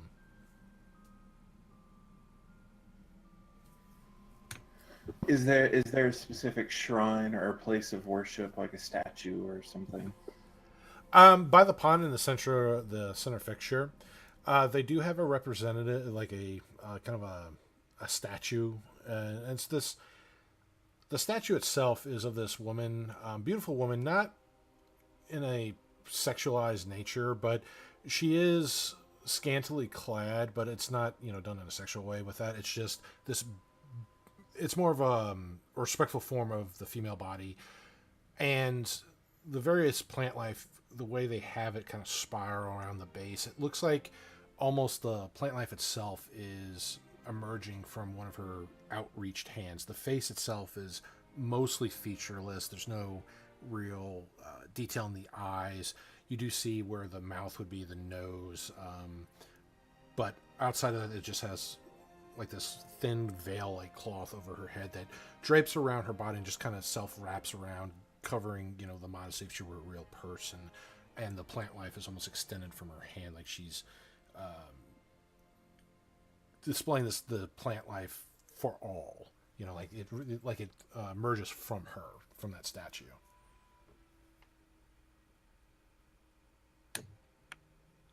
Well, Cliff will look around. He'll see the cleric kind of busy, so he wants to go to. He'll approach the statue as close as he can, Okay. and kneel down and pray Okay. to the mother, announcing, basically telling her that he's a servant of the Platinum Dragon, here to do good in the town, and he wished to come and pay his respects to the guardian deity. And are there a place to leave a candle as an offering? Well, there's a place, in fact, by that, around that statue, we see people have laid offerings. There's little like copper bowls where people have left coin. Some people have left various little like potted plants, and very, I want to say high quality, but above normal quality, like cloth and things that they're just giving here. Most of the things are from nature, but there are some monetary coins. You could probably place a candle here. He'll place a candle and light it, but around the candle, he'll place a moderate pile of gold pieces. He'll pull out and even it out to 28 gold pieces that he'll place on the offering. Okay. So taking this this candle, you gently place it where it's not going to cause any damage. No dry leaves, anything like that. It's just nice little bits of wet grass and moss. And you start placing the coins around it. And the clergy member in the back kind of watch as you do this, as he's still conversing with this human male in his late 40s, a little bit on the pudgy side, and he just faintly just watches what you're doing as he's still making his conversation, but he doesn't make any way to you. Click will probably spend the rest of the day at the temple. He'll tell Rexia that he'd want to spend the day here, and ask where he can meet up with everyone for the plan, because he was there when the guy explained to him about going at night, right? Well, he dropped the note to Nadiv, and that was Nadiv it. hasn't told us. Well, I mean, he's figuring from the instructions that that guy gave on the plains that something would probably be happening tonight. The Raven, you mean? Yeah, the Raven. He said that to pay at night. So that this is the first night. We're not going to dawdle. I mean, that's a fair enough assumption. Oh, we lost someone. Who'd we lose? We lost Menhir. Menhir. Yeah, he dropped. Speaking of someone, Rexia, what are you doing during all this? As Click is lighting a candle, leaving a good Are bit there of coin. benches nearby? Yeah, so by this point, I have related on the information, that Menhir has given me this note. I don't actually know if I've settled on that yet. You relate it to the two of us? Yeah. The old man suddenly remembers and goes, "Oh yes, I've got a story to share." Sorry, you guys turn around and we're like, well, I mean, he hasn't told us, and I'm like, oh, haven't I? Oh, okay. I mean, if you say you told us, then yeah, we'll know. But in this building, I'm sorry, I was talking to someone else about something. You said that there were chairs and benches around. Well, they're not really like pews or anything like that, but more of the simple flat stone benches that you might find like in a park. They're just flat, mostly featureless. There's not really any carvings on them. And there's a couple of them kind of strewn about here, so people can kind of sit, especially the elderly, if they want to, pay homage. They don't have to, be on their knees or stand up the whole time that they're trying to reflect and pay reverence to the Wild Mother. If that is the case, I will go outside for just a moment. I will give Nadiv a couple golds, just and say, do whatever you wish to do. Eat whatever you want and drink whatever you want, and then wave him off. Do I know where Stephona is? No. You sure don't, because she's invisible. Yeah. Probably by this point, I would have attempted to regroup with you. While gives that's Nadiv happening, a heart attack while doing so.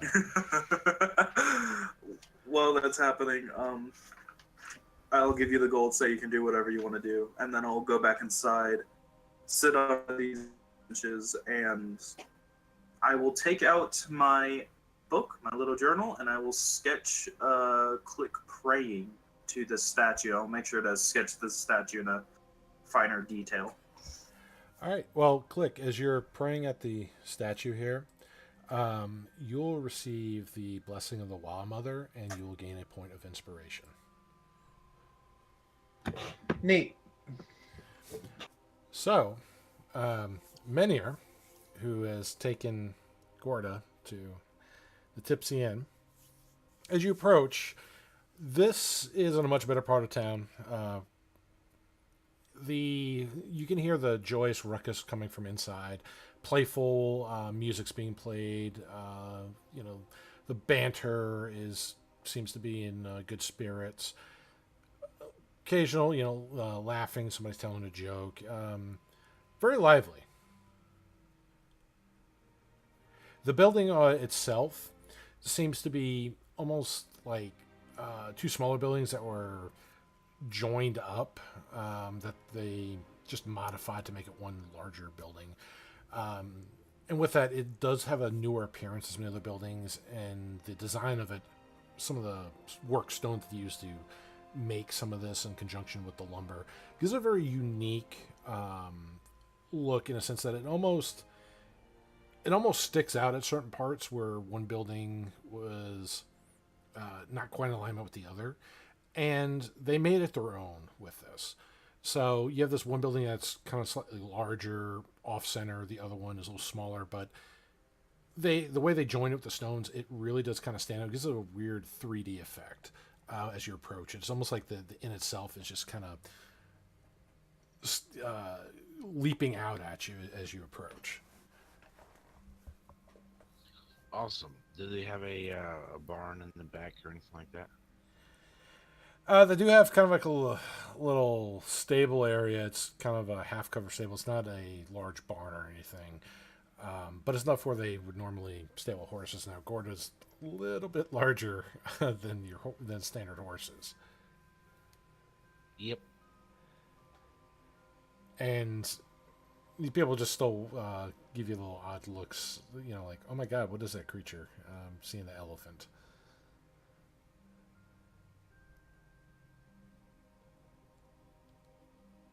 So this is the Tipsy Inn, huh?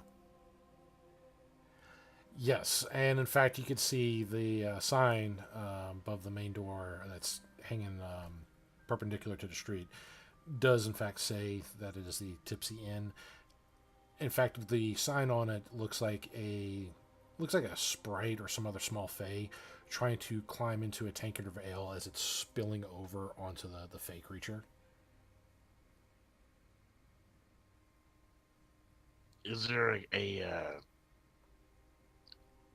stable master, or do you conduct that business in the inn proper? Um, from what you're seeing there, that looks like you may have to go inside to ask to have the to set up your stabling to for whatever cost that it may be. Okay, I go in the inn. Okay. As you push through the double wide doors, the inside is pretty packed. Not so much that you can't find a seat, but there are lots of movement, bodies kind of bumping into each other, and people just playfully like, "Oh, sorry, excuse me," and the laughter of men and women alike. There's a small troupe of bards, about three of them, just playing in conjunction, off to the side.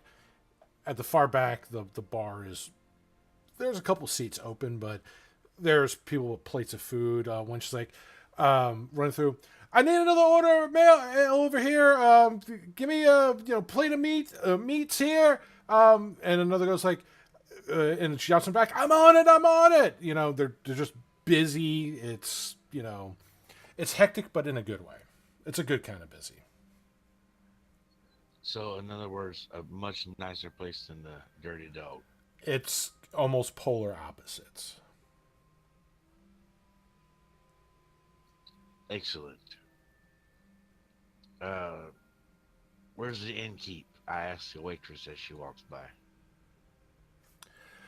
Oh, and she kind of, when you get her attention, she just kind of goes, "Oh," and she looks at you like, "Oh, well, you need to go talk to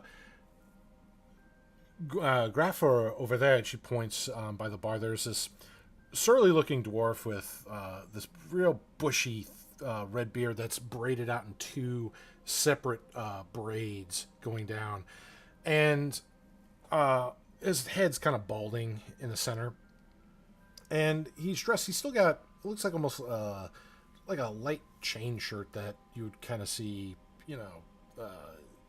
not like a soldier, but he's seen some of the shield kind of have, but his doesn't have the colored tabards that they have on it. And he's just kind of talking to some of the patrons and the barkeep back there. And they're they're sharing a joke. You hear the dwarven laugh. That's a good one.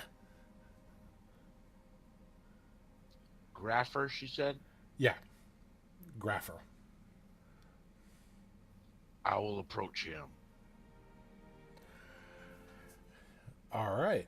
So as you approach, doesn't really seem to know he's still talking to everybody.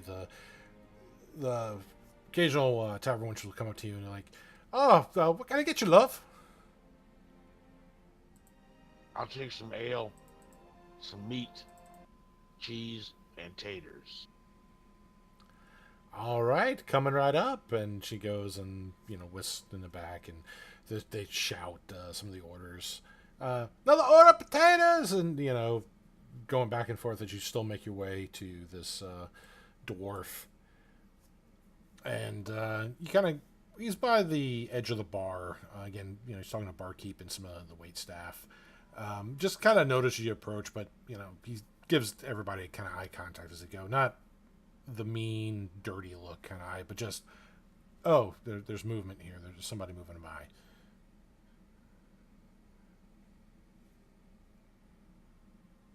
Greetings, Sir Dwarf.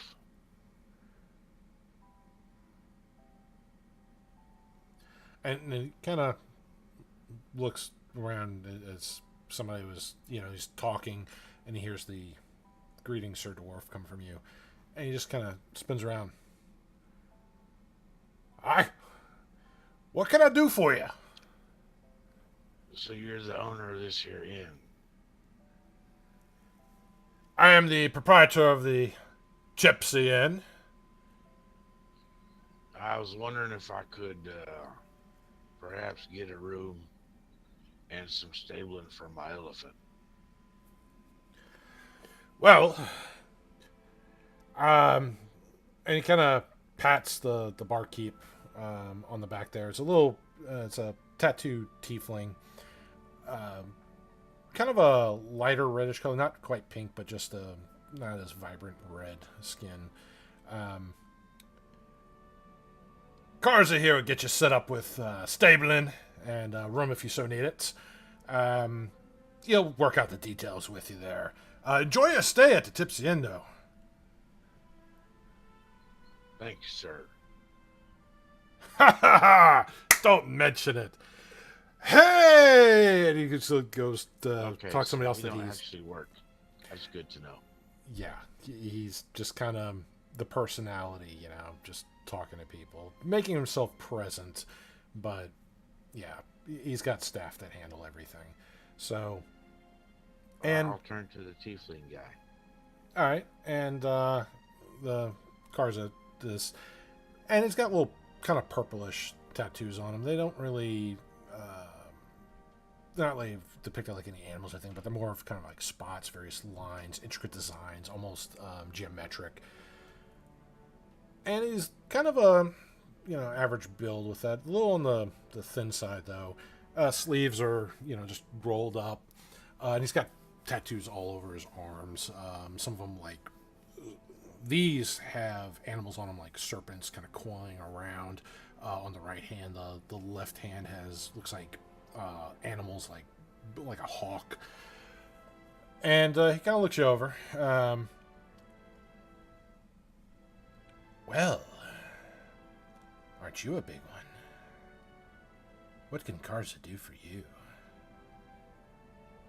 Well, I need a room and stabling for my elephant companion. Elephants? My, that's, don't get much of that around here. You need a room. How big of a room are you looking for? Common room? Private? Oh, a room for just me. And you want the merchant suite, or you want something simpler? I don't need a lot of high-fangled stuff. Just a simple bed and privacy where I can, relax. That'll work. All right, and how long do you need the room for? How long will you be staying with us? Is there like a minimum days, or can you do a day-by-day basis? You could do it, by day if you just passing through and, just need to stay the night. That is fine. If you like what you see here, and he just kind of smiles, and you wish to stay longer, well, we can always I'll put my accommodate. thumb toward the bigger breasted of the bar wenches and go, that's what I like. Pity.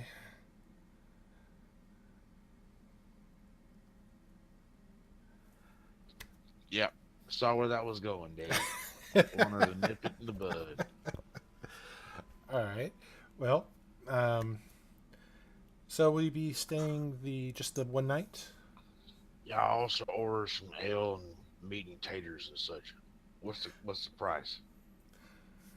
Well, for the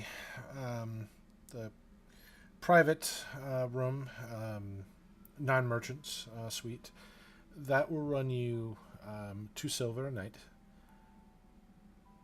And for the food that you described there, that's going to be another 2 silver for everything there. Now, if you'd like, for an extra silver, you can get quite a large pitcher of ale. So you said two silver for the room, plus 2 more silver for the food, And if plus you 1 more silver for a pitcher of ale. How about this? I'll give you a gold per day, but you stable and feed my mount also, and we call it good.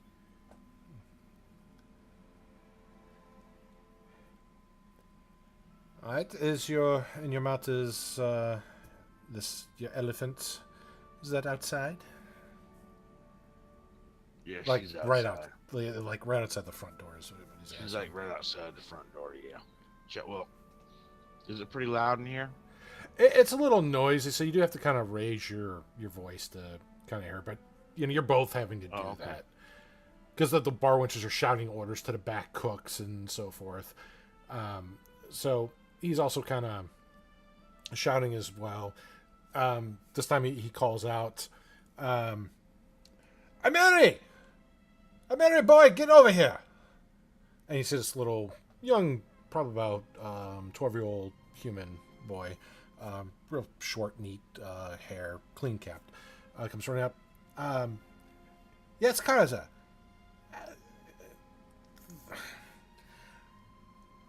There's going to be a very large, he kind of makes the hand gestures, animal with a very long, almost, no offense, a kind of silly looking nose, almost tubular. I want you to bring that to the stables. Is it a boy or girl? Hold on a second, friend. Just have this boy go with me, and I'll take her there, because she don't take too kind of people she don't know always. So if he can just show me where to take her, I can take her there and settle her in, and it'll be all right. All right, fair enough. Ameri, go show this gentleman where the stabling is at, and make sure the animal is cleaned and fed and brushed. And the little boy's like, "Yes, sir!" And he just kind of like stands straight up and just runs off with, kind of like, "Come on, mister." And he just... Yeah, I'll go with him. Just have this, when they bring me my food and ale, just have it waiting for me if you don't mind, sir. He'll be waiting. And he just kind of just leans on the counter. All right. So, Sophona, what are you and Nadiv doing? Well, after giving him a heart attack, I am going to pull him into an alley, and we're going to get you a disguise, so... Make him wear the sequin dress. Wouldn't be the first time.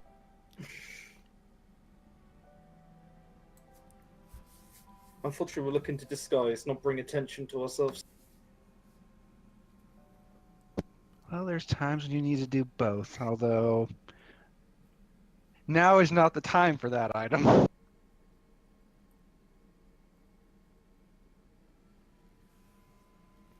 But yeah, we'll do up your hair. I guess braid the beard. You're kind of hard to disguise, sir. It can't be that hard.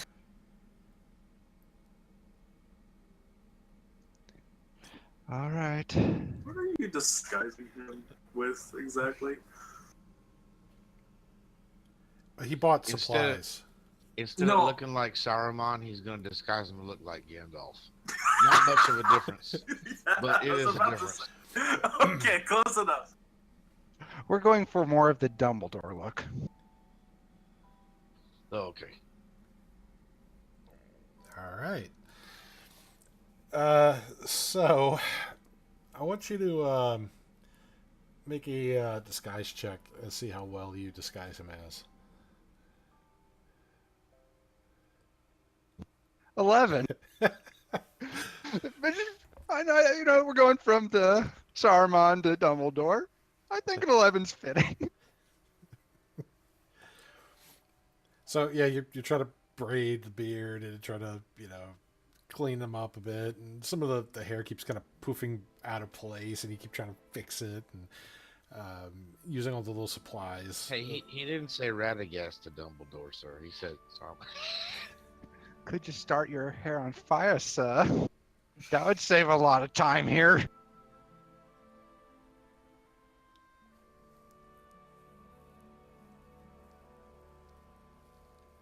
Are you gonna pass on what's in the note while she does this? Oh, right, yeah. I just pass on what's on the note, like, as and when I see people. Can you read what the note said one more time, Dave, for everybody? Yeah, that's. Let's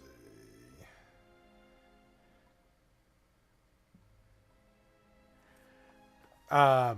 Midnight, Mason Row Alley, 3 taps. Why does he even have this information? What did he do in there? If I were a guessing man, I'd say he did it by himself without telling anyone. You're probably right, sir. That's why we need these disguises. Sometimes, Sophona, it's just best not to think about it. I'd rather not die in a criminal underworld, sir. Had enough with that.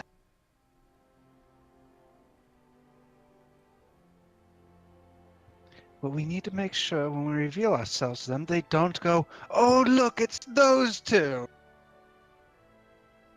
So what exactly is your plan for us? We're gonna go with them.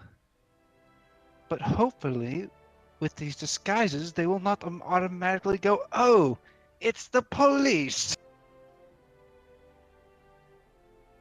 I probably think it's best if I look on from the side as opposed to, show up as 2 people at the door.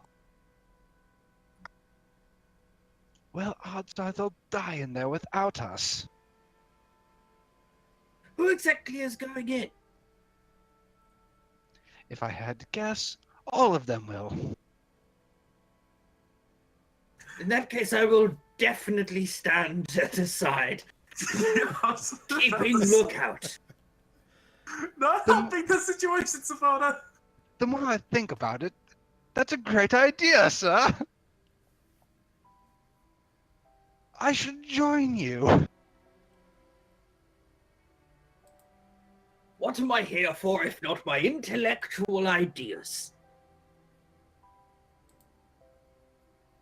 You're an inspiration to us all. You get to tell them that we're not going inside. Don't worry. One day they will sing songs about me around campfires.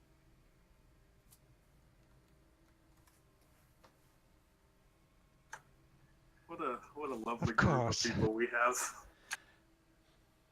It's always an interesting combination. Now, I know this is going to upset you, sir, but we're going to have to sleep in the common rooms tonight. Well, We're far less likely to be murdered in our sleep if there are more witnesses. fine, you make a good point. We shall sleep in the common room with those common people, as long as I don't have to talk to them. Well, sir, my name is Lariel. I am your granddaughter, and you're a crazy old man. Just ramble at them. Are you They'll also go going away. to be Russian when you're talking to them, or is this just a temporary thing? I'm thinking I'm going to go with this one, State. Much better beforehand. Let's just ignore that. You're no fun, sir.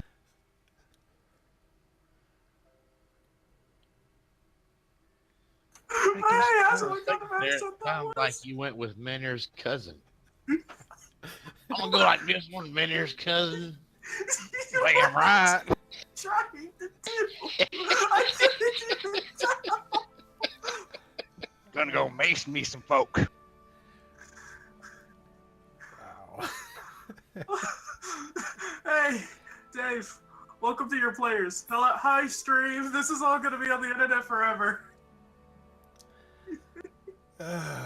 Yep, this is what the world has to contend with and rely upon. So, I'm sorry, Tal'Dorei.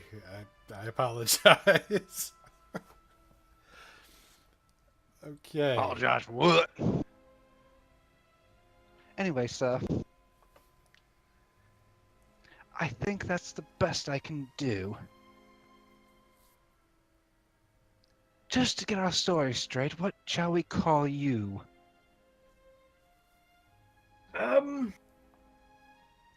Let's go Bumblebore. with Rumblemore.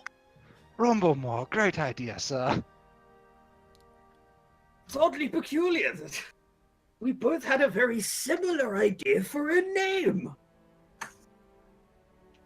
Oh gosh, you're rubbing off on me. Oh no. It was bound to happen at some point.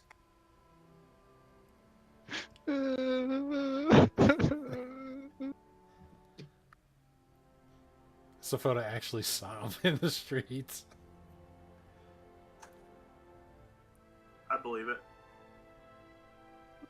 All right, sir. Well, they'll probably be heading to the tavern.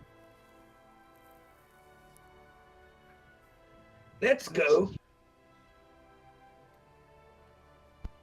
Right, right. All right. So Sophona and Eve, under disguise, with cover aliases, make their way over to the Tipsy Inn, where they see a large bulbous elephant that's been stabled. Click and Rexia, who are still at the temple, will be joining in a bit. And this seems like a good spot to kind of end today's session at, where you get to think about your approach for later on for your meeting. Now, Kick the front door down. Legs, flying. fair. It's always an option. There's others, but that is definitely one of the many options. I'd like to also remind everybody that there are still open seats available here, so if you'd like to join the adventures of Tal'Dorei, click on our little contact link on the stream chat here for our Discord, or if you're watching with us on one of the replays, we have constantly pasted through here our Discord information. You can also hit me up on Twitter with that, requesting that, or some of the Reddits. So anywhere you can find me, and you're interested, just ask and come join us and come talk to the group with that. So, but I hope everybody enjoyed watching. I know as wacky and crazy as guys are, I always have fun here, and I hope they had the same. But till next time, be safe and happy gaming. Be cool, y'all. Happy gaming.